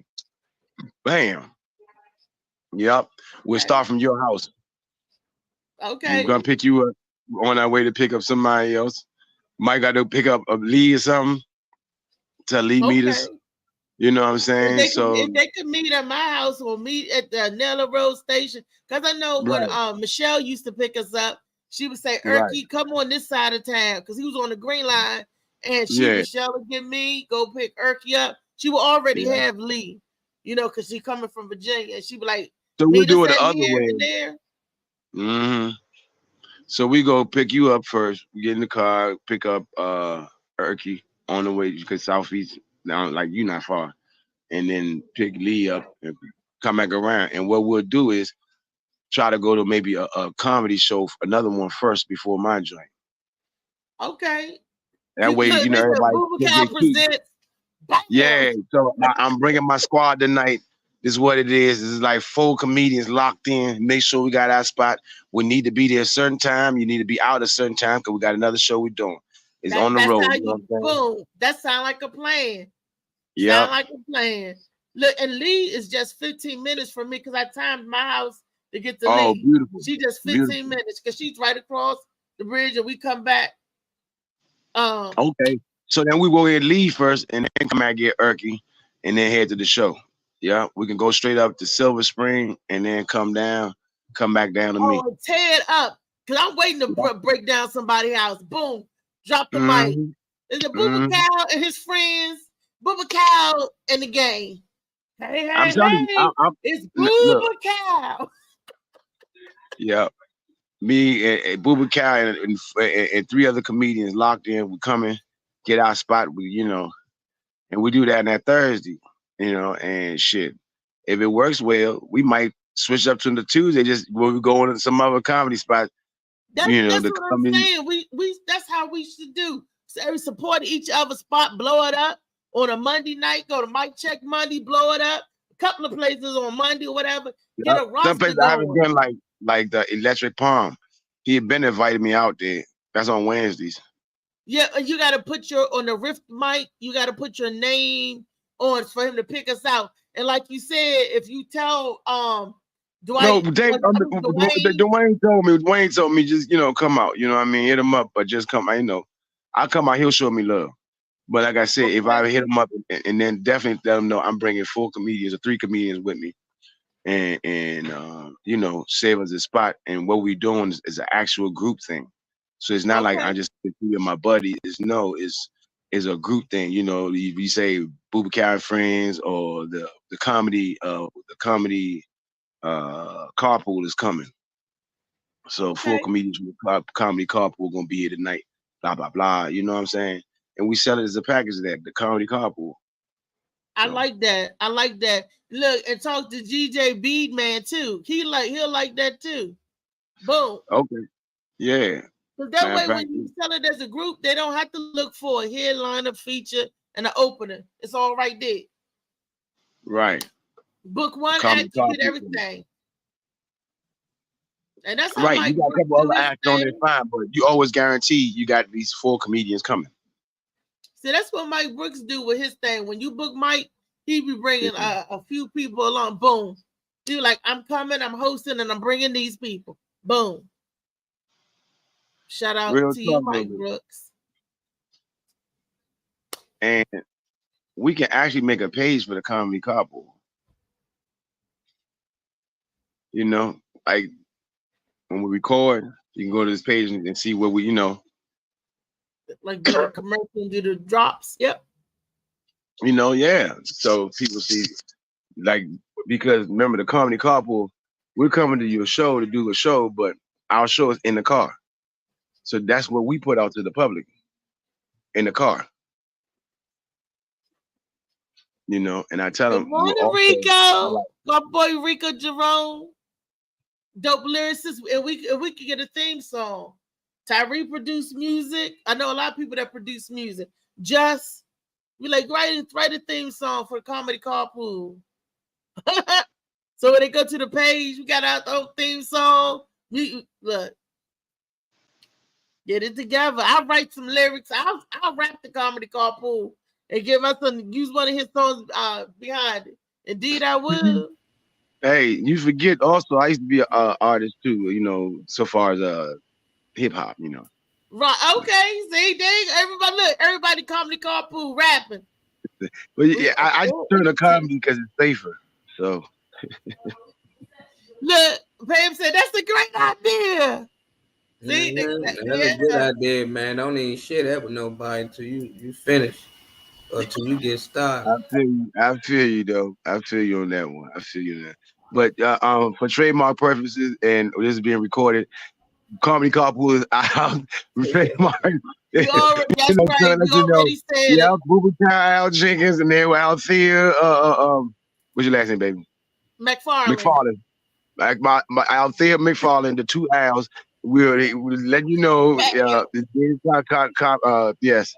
Matter of fact, 2 Al's production. That's another thing we can work on. I like that. The 2 Al's. Yeah, 2 Al's production. 2 Al's. Yeah, the 2 Al's production. Yeah. Look, you remember that go-go song that used to go, ow, ow, boogie, ow, ow, ow, ow. No, I don't remember that. Ow, ow. Boogie, you won't make me find it. Then you said, "Ow, Boogie, hey."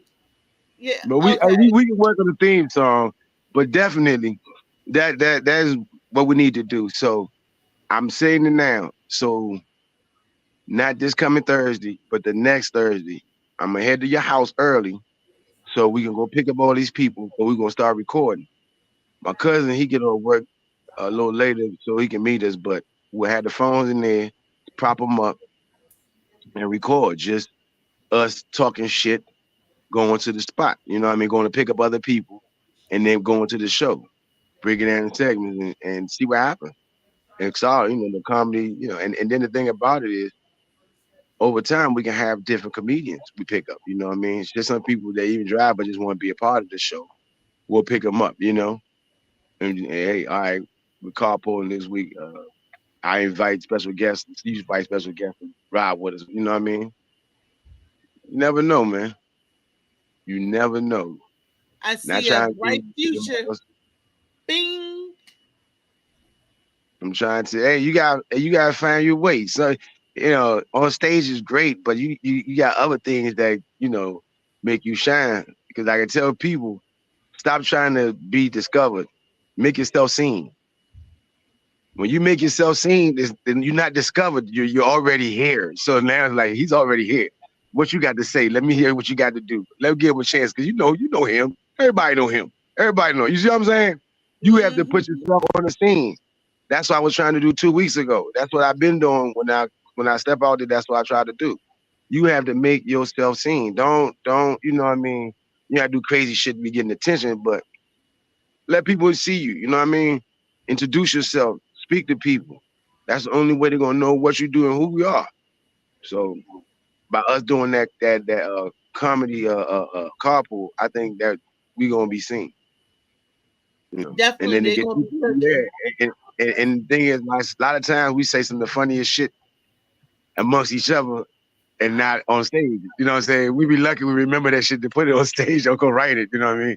So, and now people get a chance to actually be in the car with these comedians and hear some untold shit, you know. So, man, we got a future. A bright future. There you go. I like how you rub your hands for the money. You know, a bright. You did the Birdman. You did the Birdman. I said, oh shit, she did the Birdman. I mean, you know, that means what? Hey, that means one of two things. We about to get that money, or even she gonna be trying to rob me like Birdman. I got it's a halfway look on this one. You know what I mean?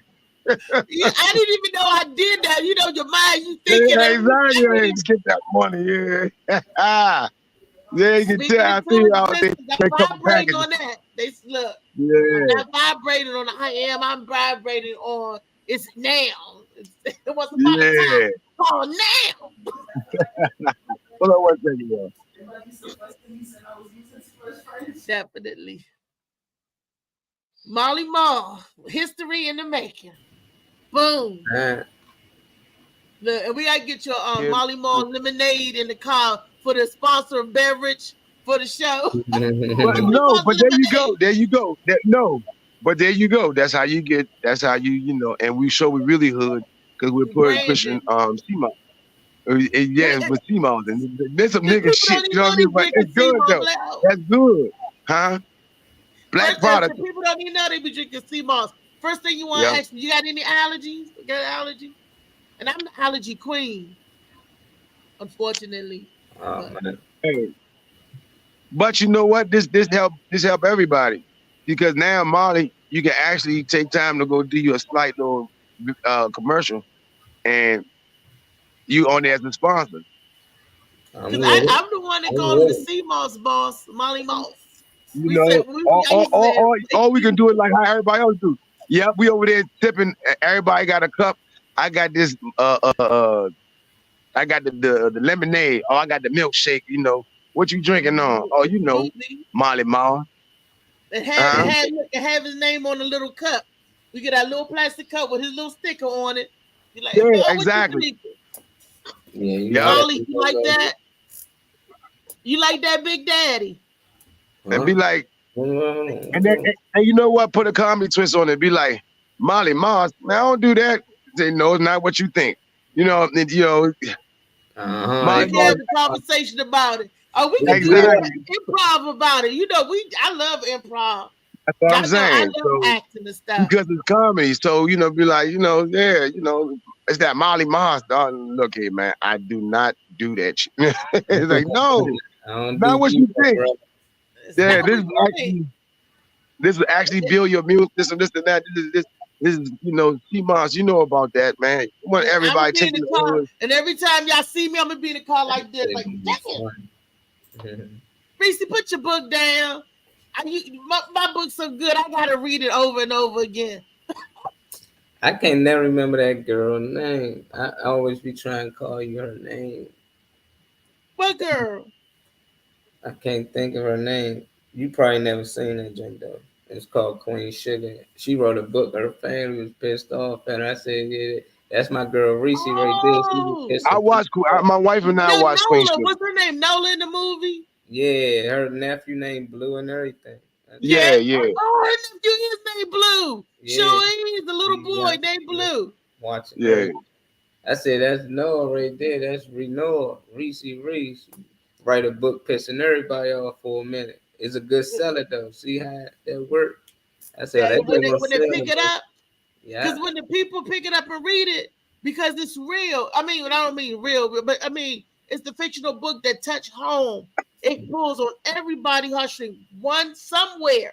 You're gonna read somewhere in that book and be like, wow. Family and because it's based from DMV, and when the second book, you're gonna know the places that I'm talking about, but it's gonna be a different name, but you're gonna be like, oh, that I bet you that used to be such and such. Everything is gonna be a different name. And is the second book gonna be called Shades of Red? Huh? Is the second book gonna be called Shades of Red? No, there's always the shade of blue, because It's a blue got different so shade. many You be different cribbing. spectrum of blue.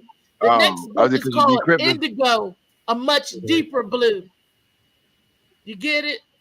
There you go, Latino, Azul. Azul. A much Talk about your deeper friend and blue. loving named Hector. Now I got one called Violet. It's the Violet Blue. It's 5 books, five chapters, and it keeps writing itself. So boom. So it's gonna be a whole bunch of a series like that lady who wrote the Harry Potter series. Move that out the way. This is Shades of Blue by A.M. Morning. And when she get into her mind, when you dig into the mind of Messia or the mind of Recia, it's sick up there. You be like, not the Recia. Now you're instead of Messia, the mind of Recia. Yeah. It be all the stuff. The stuff that I think that you be like, wow. Ever since I was a little girl, I wrote to get away from whatever. Because when you write, you could be anything or anybody or anywhere. Well, I need you to because I only did that one time and I wrote the movie and I just haven't had the fortitude to just do it again. So I just had the stuff in my head. I created a whole new movie and I just need like a screenwriter, somebody that, but Hamza, he gave me a sheet for me to build out a character, his background, all that stuff. So I'm doing that now, but I definitely need to get this out. I got too many people excited about it and I'm excited about it because it's a great movie. See, when we was little kids, we used to tell each other stories for entertainment. Like I we know. all be out. What are you talking about when we're little kids? My kids, as of just maybe to COVID, I got 5 pits in the back of my house. You know what I mean? And we'll sit around there with the like cornies that sounds with the s'mores and all that, and they'll sit around and we make up ghost stories and shit. See, Make up different stories. That's how we do. I used to, my Aunt Anna tell you, I used to mess with her all the time. I said, hey, did you see that show on TV last night? She's like, no, what show? And I started telling her about it. She said, oh, when that come on again? I said, it can't. It's in my mind. She'd be like, bitch, I done told her all, the plot and everything. She was like, oh, when that come on again? Yeah. See, that's what I'm saying. But shit like that, though, like comedy, you just be right. You should be, write it. You know what I mean? Write it. I was always about dreams and stuff. But, my Aunt Pam would tell you, we would have the most conversation and she would laugh so much. Even my godmother, I'd be like, why are y'all laughing? They was like, because you crazy. You saying some of the damnedest shit.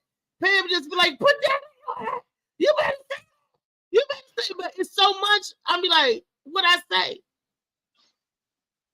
and not knowing that it's cracking you up, Bubaka. I'm like, what I say? What I do? Yeah, now you start paying attention to it. Keep my drawers out your mouth.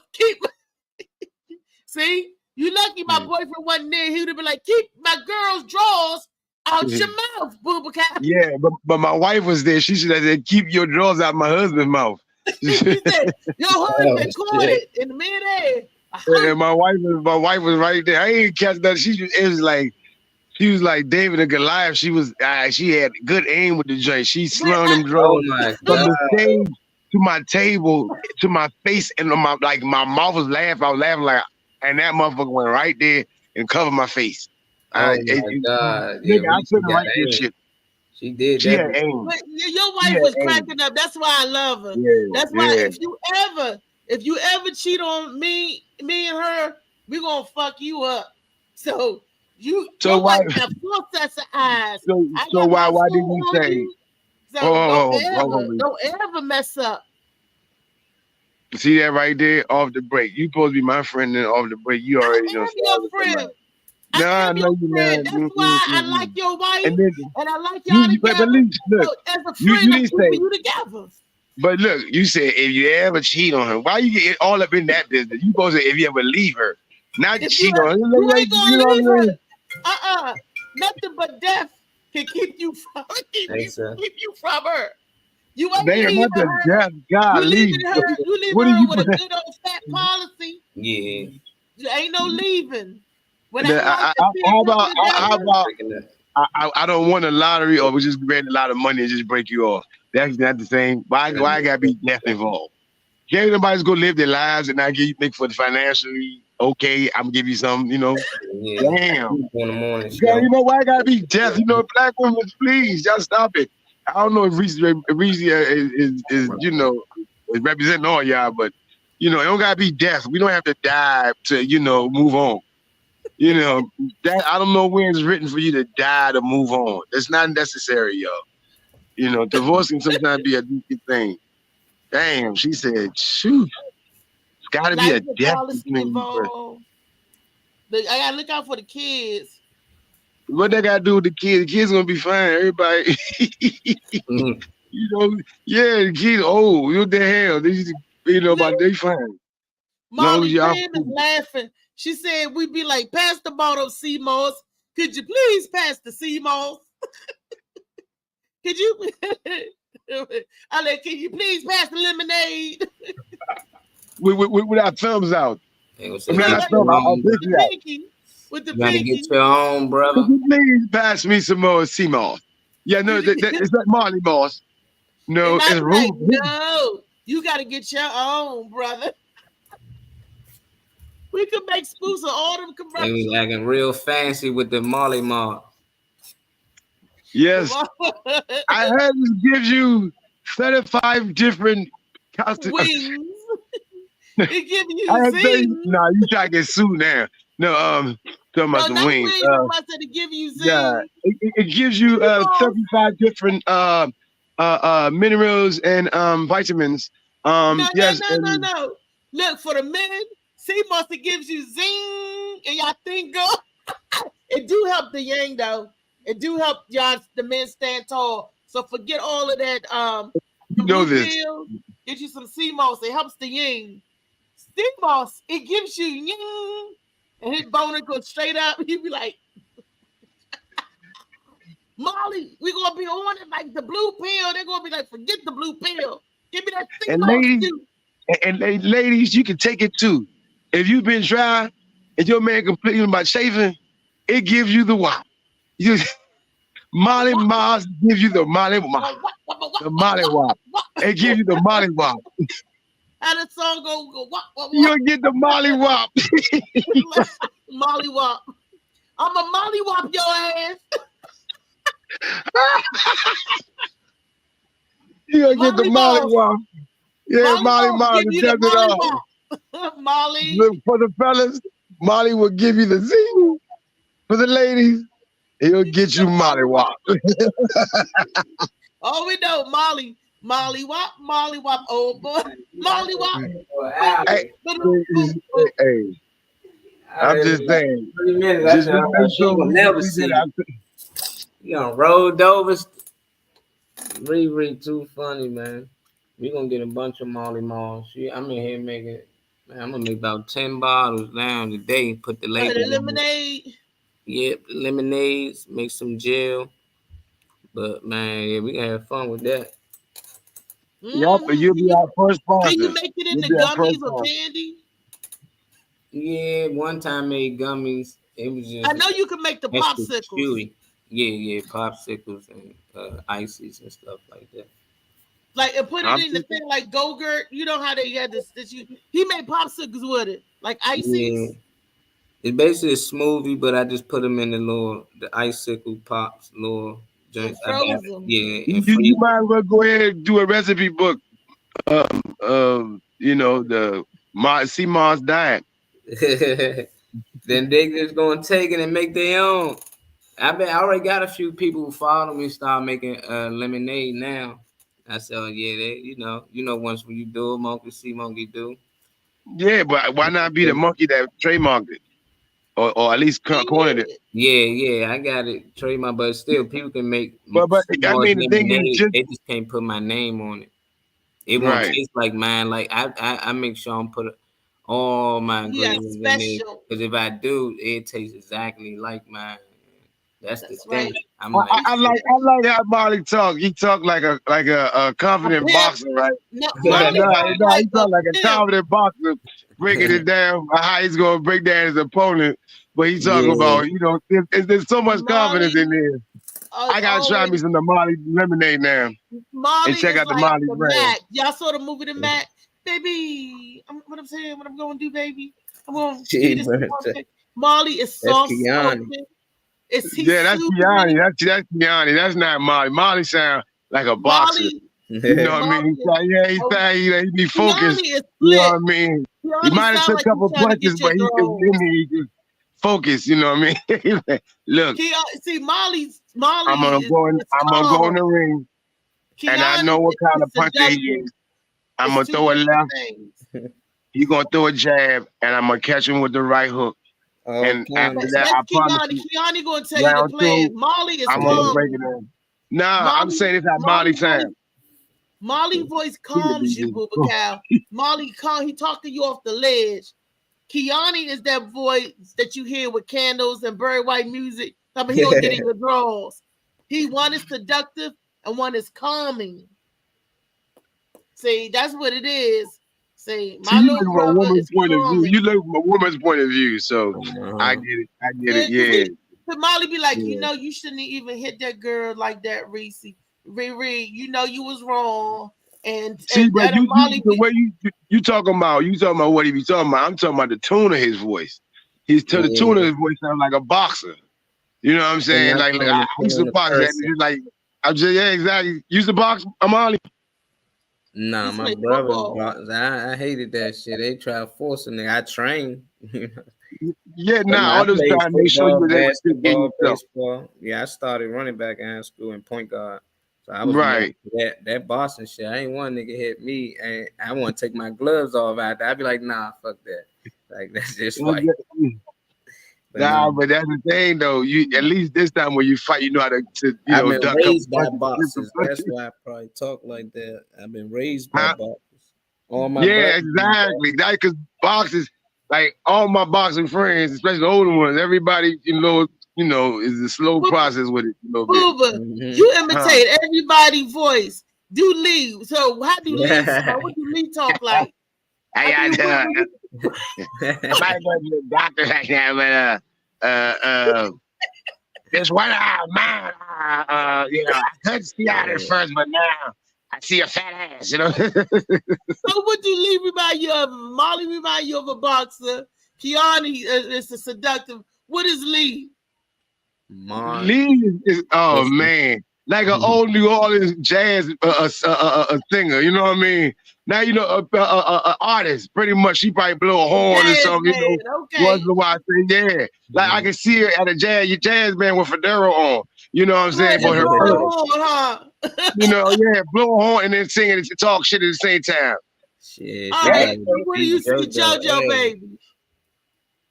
JoJo Baby. Oh man, that nigga wild as shit. I can just see him on the next Survivor or something, trying to to get on. You know what I'm saying? Talking just like this. I was on the last Survivor, and when I was on that last Survivor, I ate all the coconut raw. You know what I'm saying? I had all them crackers crazy. They was looking at me real wild. I was like, nigga. He do that, don't he? Okay. Because I'm half a half right here. I can mix it up with them crackers, but deep with some niggas. You hear me? I'm a Florida man. All right, we got dad mentality. The Rodney. Do you know? Have you studied him long enough yet? Who? Rodney. Dad mentality. I not enough yet, but I get him. What about the Blue Phoenix? There's a little awesome woman right there. My voice can go but so high. But Blue Phoenix, well, I work on it. I work on it. Okay. What about me? Oh, that be. What am I? If Molly the boxer, we got the lover, we got the jazz singer. What am I? Well, man, Molly crazy.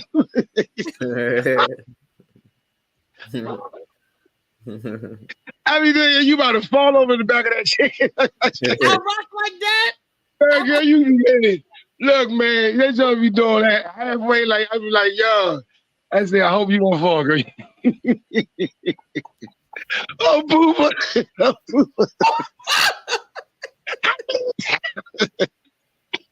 I'm like Hercules. I'm like the mama from the club. Hey, I love you, but yes. It's that enthusiasm. Some people say I was like Rasputia. How you doing? My son calls me Rasputia.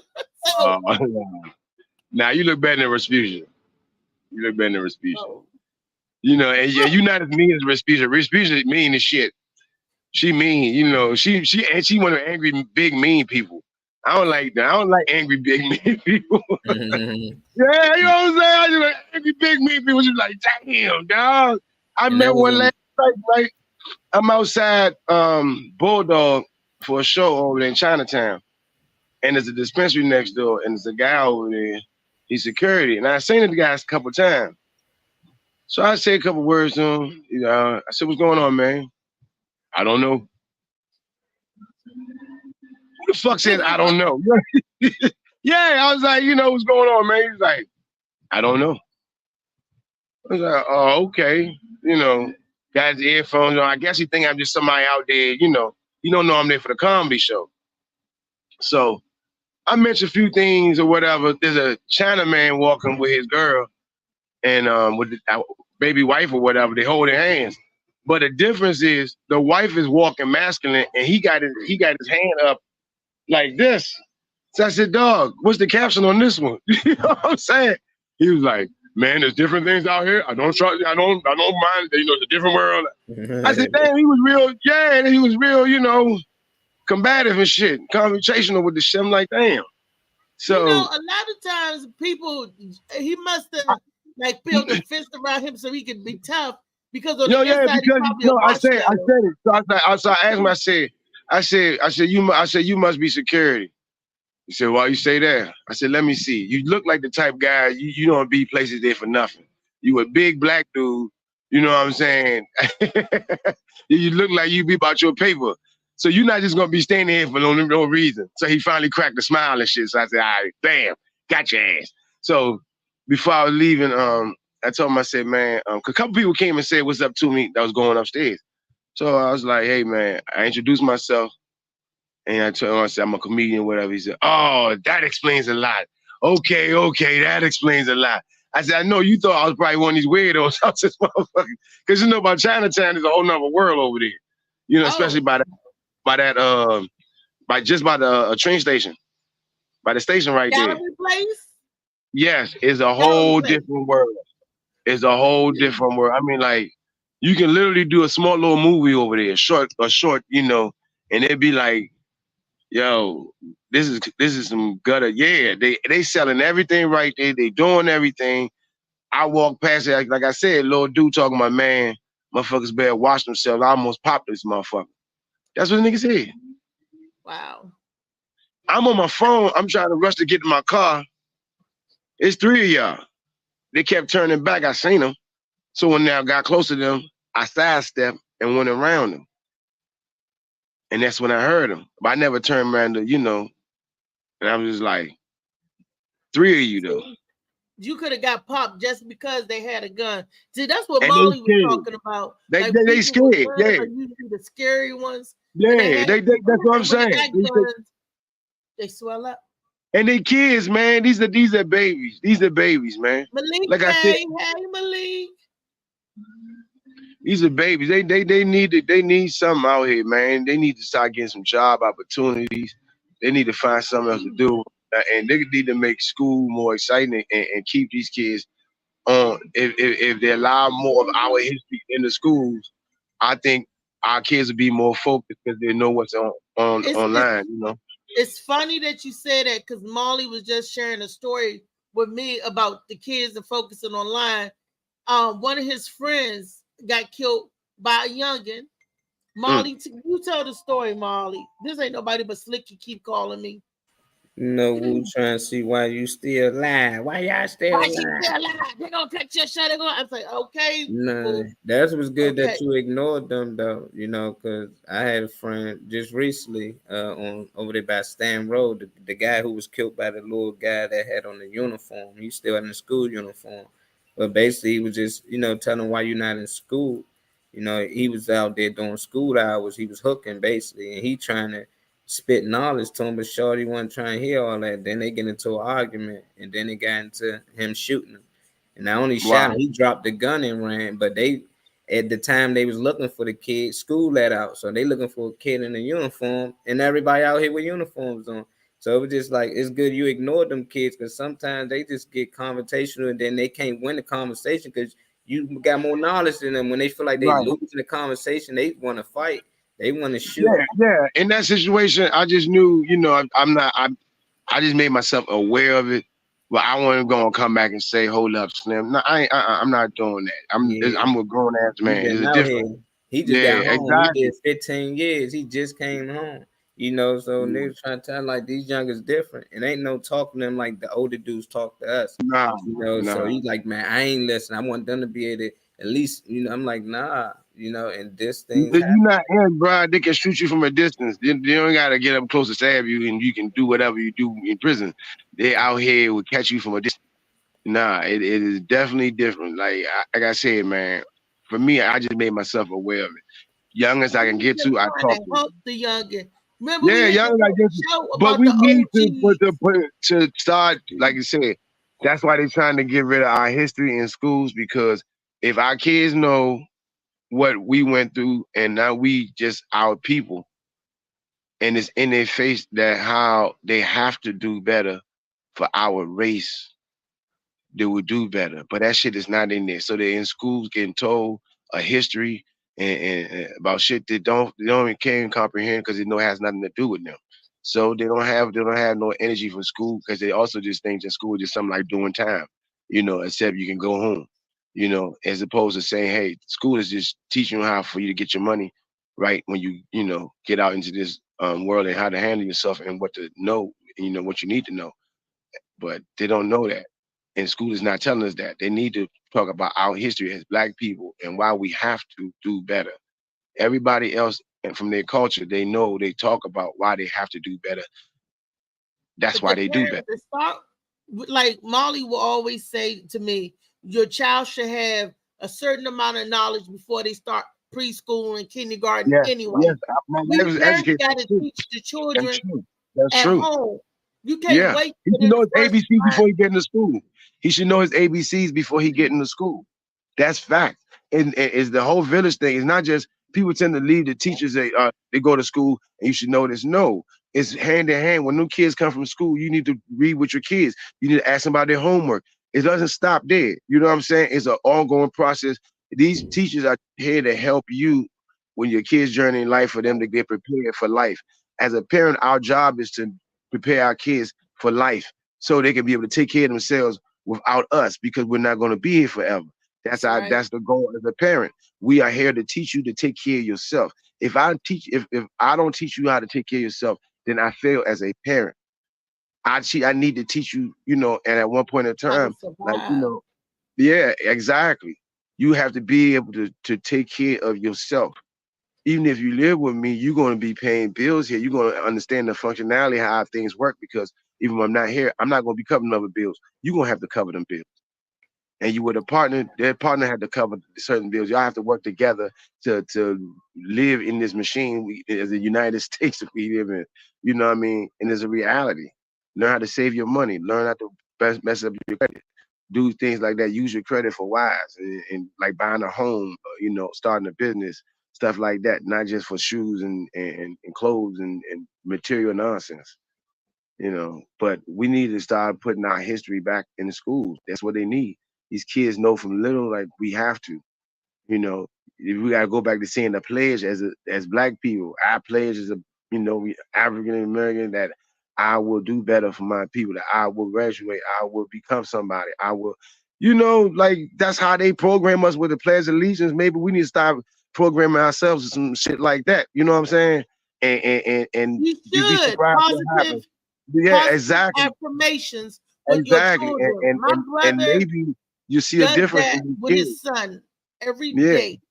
Positive affirmation. He have a list of the stuff that he has to memorize and say. I am this. Right. Right. No, it's real though. It's real, and we need to start doing that, and you do that from them being a seed to a grown person. Their mind is different. You know what I'm saying? Their mind is different, and man, that's why they said that the 2-parent home thing was the key for us, and they found a way to break that up. But then you got great mothers out here. You got great mothers out here, but just some of our moms had to work so hard they couldn't be around the raisers because it was at the job majority of the time. So we had time on our hands to be outside and doing all the other nonsense because nobody to tell us, hey, that's not the route. But I think I still got hope for my people. I'm so optimistic about Black people. Even though you see shit going sideways, but then I walk outside, see something else. You know what I'm saying? Another Black person helping another Black all the time. You know what I'm saying? So we just gotta, what we put out in the world is what we gonna get back. Pam said, "Go ahead, Molly and Boubacar, talk your talk and raise them babies." I like to hear Black men love on their kids and speak on their kids and speak for the children, because it's so many that don't. But I love to see positive Black men.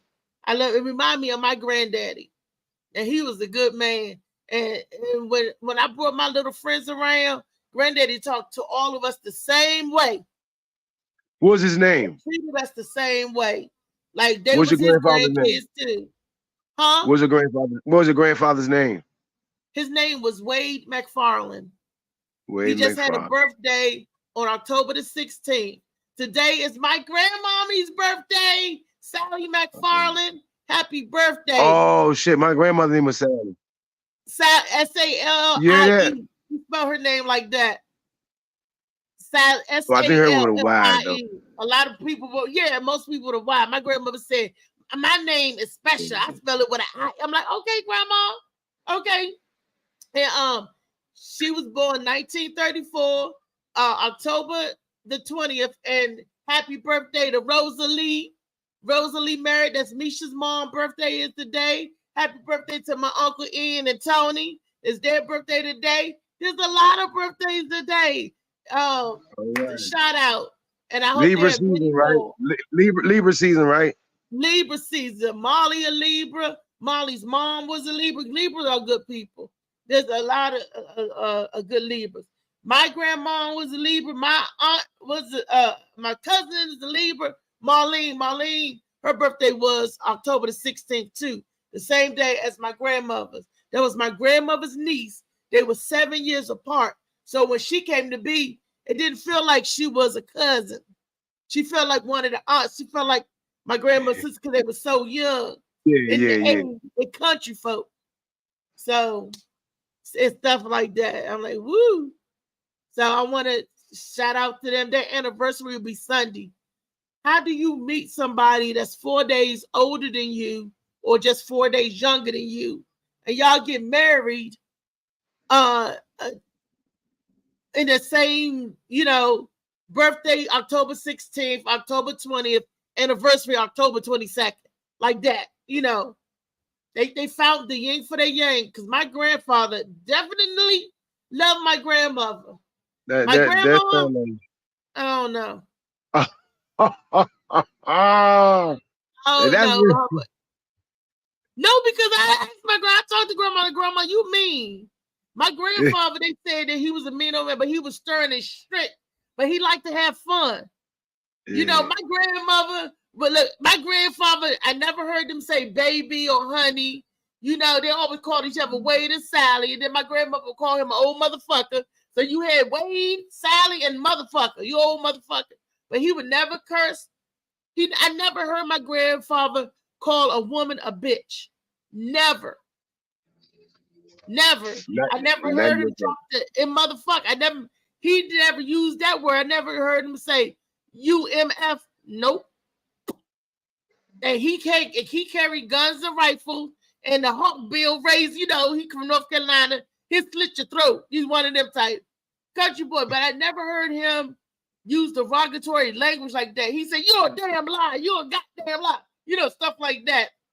Or you go to hell, or that's none of your business, or but he never said certain words. The worst I heard him call a woman was a strumpet. A what? A strumpet. You strumpet. That was the worst. What the hell is a strumpet? A strumpet is a baby pig. I had to look it up. I was like, I was about to look it up. Yeah, a strumpet.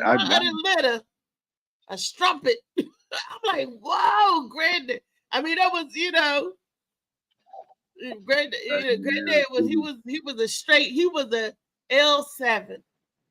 But he drunk his liquor. His favorite was Pinch. I don't even know if Pinch was a gin or brandy. I don't know what Pinch is. But his favorite, one of his favorite drinks was Pinch and moonshine, and he used to smoke Camel cigarettes. And you ain't got no filter on Camel. How do you smoke a straight cigarette like that? I don't know. No filter cigarette. Granddaddy was a rough old country tobacco. They call it bacca. Bacca farmer. He was the type like a cowboy, like you put the back in and you lick the cigarette. He looked, to me. And I used to think my granddaddy was a superhero until I found out he really wasn't. Well, what happened? What broke the news to you? Man, how the news broke to you? He couldn't save me from the doctors. Granddad, but he saved me from everything else. I was a kid. I was outside playing in the backyard. Make a long story short, my grandparents' back door was a glass back door. I got so scared because the dog was chasing me that I ran through the glass door. Cut myself up, but the biggest cut was my arm. It was just skin was hanging and you just was bleeding. And anyway, long story short, grandma wrapped me up in some white sheets. Granddaddy took me to the hospital. It was my grandfather taking me to the ER. Not my mama, not my dad, my granddaddy, okay? He getting me all treated and everything. And I'm screaming, "Granddaddy, help! Help me, Granddaddy, help!" I saw him down the hall sit down and shake his head and held his head down. That's the first time I saw my granddaddy hang his head down. He said, "Granddaddy, can't help you, sweetheart." And I got up off that gurney, be like, "What?" I'm like, "Oh, hell." I remember I just laid back down like, "Oh, hell. They're going to kill me. They're going to kill me." Yeah. And they you thought he was about to come do surgery? Yeah, I thought he was going to. I didn't know what a group of white men holding you down and they strapping you down, you on the gurney, and they tried to get you, they took me right into surgery, right into the OR. And I'm like, "Help me, Granddaddy, help me. Help me, Granddaddy." You never seen no TV. Granddaddy can't help you. And I was like, "What?" I paused, Booba Cow, set up off the gurney. He was like, "What?" How old was you? How old was you? Yeah, I can see that. I can see that. 5-year-old, yeah. I can see Then that. I I can see that. realized Yeah. you wasn't no superhero. And I'm yelling, Granddaddy, help me, Granddaddy, help me, save me, Granddaddy, save me. And it took me on off the surgery. There was 2 white doctors. I remember one doctor kept saying, and the nurse was there, they was shooting me up, and I'm screaming and yelling, and he kept saying, look at me, I'm the cute doctor, look at me, I'm cute. Then I look at him, and then I look over the other one, because they didn't want me to look at my arm. They said, don't look at your arm. And I kept looking at the doctor, I kept looking down. He said, look at me, and I'm looking down. I mean, I remember that like yesterday. I think I'm traumatized from that. Oh, you remember stuff like that. It'd be great. Like certain moments in your life, you always remember. It's always something, either traumatizing or with something spectacular. Those are the things you really remember, something that was like out of the ordinary. That's what you remember. I got burned, like, what's the worst degree burns, like from hot water? 3rd degree. I got 3rd degree, like my skin, I had to get skin graft and all that stuff. Ooh. Luckily, yeah, I was like probably 3 years old. Ooh. The babysitter, she was like a little teenager, and she was making me some Ovaltine or something. And I called myself trying to help her. And the pot, that's what I knew when I had kids. I already knew about that. The pot, the handle was sticking out. So I called myself trying to help her. She walked out of the kitchen. I reached up and I pulled the handle down. And man, I'm standing in hot water. She was burning me. All I know, man, it felt like shit. Like I don't know, like my body was just vibrating and it was just hot, and my feet like felt like it was peeling because the water was so hot. And next thing I know, I passed out. I woke up at my house, passed out again. I'm in the hospital like a couple of days later. It being that small, my memory go back that far because it was a traumatizing part of my life or whatever. So I mean, I heal well because I was so young. But thank God I was so young. So, but yeah, wow. Yeah. I ain't seen I've been burnt before when you get those big water bumps come up, those blisters like that. I've been burnt like that. No blister. There's one no blister. That shit just was peeled off. Of course, it took your skin off. You was melting almost. Yeah, I was. You was getting cooked booba. Where was it burning you at? Not in your face. No, not my face. It went from my chest all down my stomach, and then my feet. Around my feet because it was a pot of water, and so to the day, like around my feet areas is like real light, like I don't because that shit just took the melanin off there. Just I said my father's and they crying and all that. I said I don't know, I ain't remember, but yeah. Your dad was crying too. That's what my mother said. She said my father, he's rough, you know what I mean, too. So my granddad. Yeah, but because that's something you can't fix. When you get that point as a parent, it's something you can't fix. Like seeing your child sick and nothing you can do, that gotta be the worst thing. You know what I mean? That's gotta be the worst thing and that's why I feel for everybody that kids that have terminal issues and shit like that. So, or have to go to the hospital. Yeah, definitely. Wow, we could sit here talking for another hour, but I'm going to end the show now because I know Molly probably be like, y'all Negroes, but it's always a good time, and then we could talk about our kids and growing up. And Molly about to be a daddy again. I want to have a virtual baby shower for Molly. I want to, Booba, what do you think about we trying to do a virtual baby shower for Molly and everybody make his Cash App jingle when it get close to that time? All right, just let us know. I'm gonna throw it together for my little baby brother having a baby. But I'm gonna have me one too though. But I'm gonna have like a virtual baby, but we can have a virtual baby shower for me too. I need to jingle my Cash App a little bit, It's for like the baby shower. Instead of you buying a pack of Pampers, just get him. I said, you get your baby pack of Pampers because he gonna need it. Yeah, I'm having a virtual baby though. It's not gonna be, it's a VR baby. I'm gonna have a virtual wedding. I'm gonna marry myself. You gonna do all that to marry yourself? You ain't gonna have your Billy D. Williams / Denzel No, Wesley Snipe Prince is Michael B. already Jordan. gone. Are you like tall and light skin? Prince ain't but I'm not Prince color is small. shocked no more. Nope. Nah, all right, I but love size, any color. but you like small men, like you guys in certain height. No, I Because like Prince was tall short. men. But then you said Prince was short. I said, but I love Prince. You said you like tall, light skinned men. Prince not tall, but I said short. I like You his got neck your hair smooth. and no. I like his character. I used to Really? go for looks.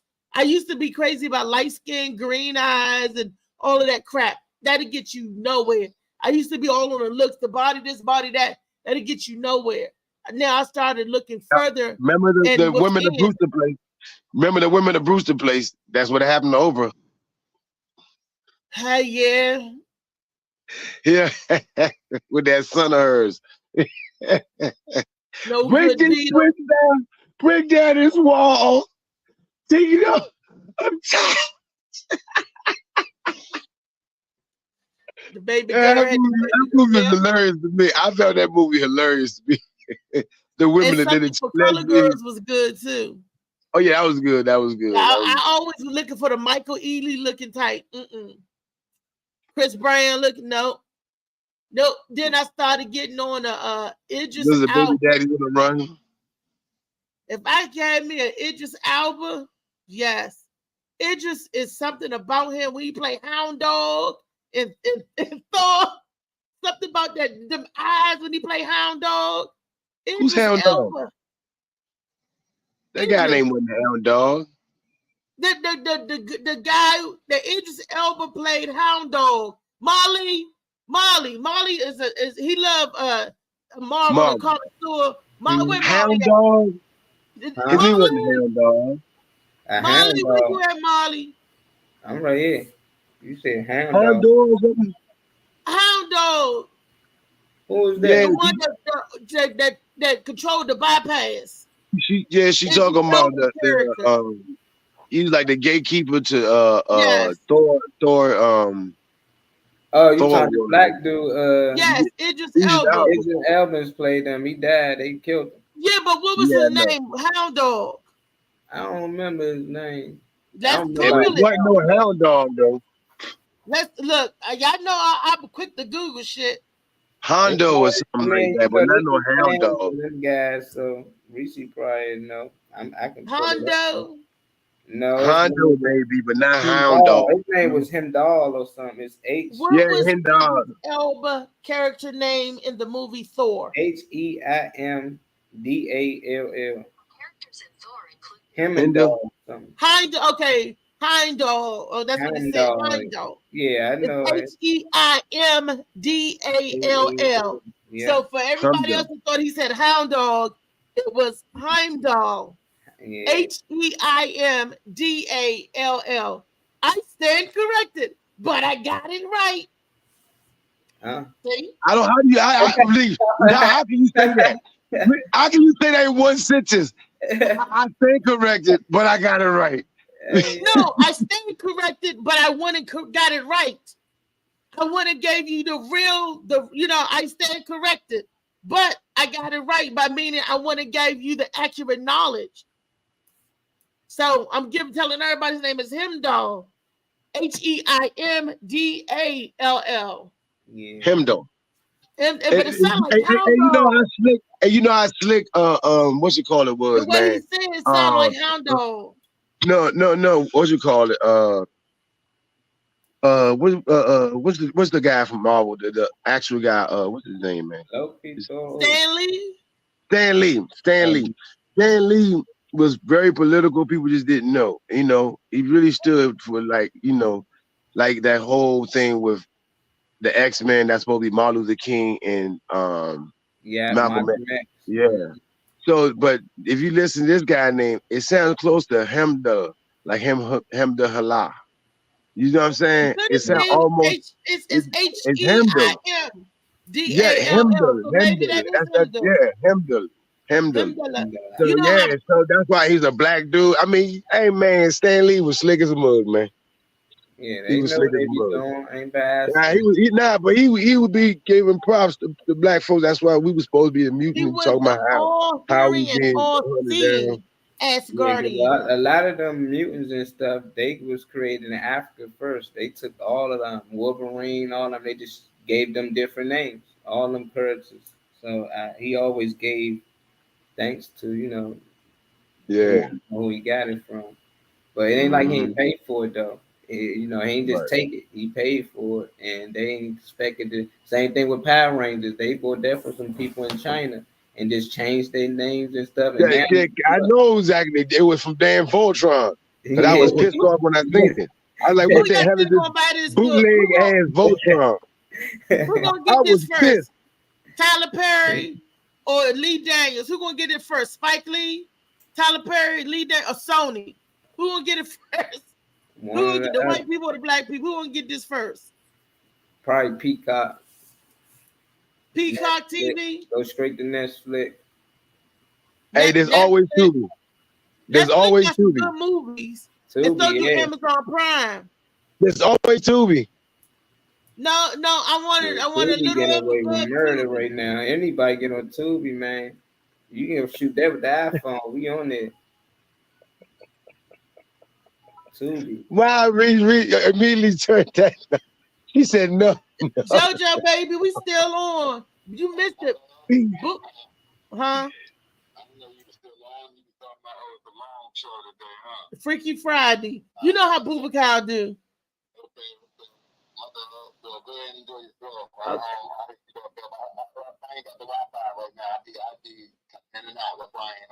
Oh, okay, because Bubakal was imitating you. He did a good impression of you. For real. He said, big up, shorty, big up. Yeah, my bad. All right, Joe. We about to end the show. He pulled it off. He got you. Okay. All right. Goodbye. All Hey, right. I was like he called from prison or something. We got JoJo. Put some money on JoJo books, y'all.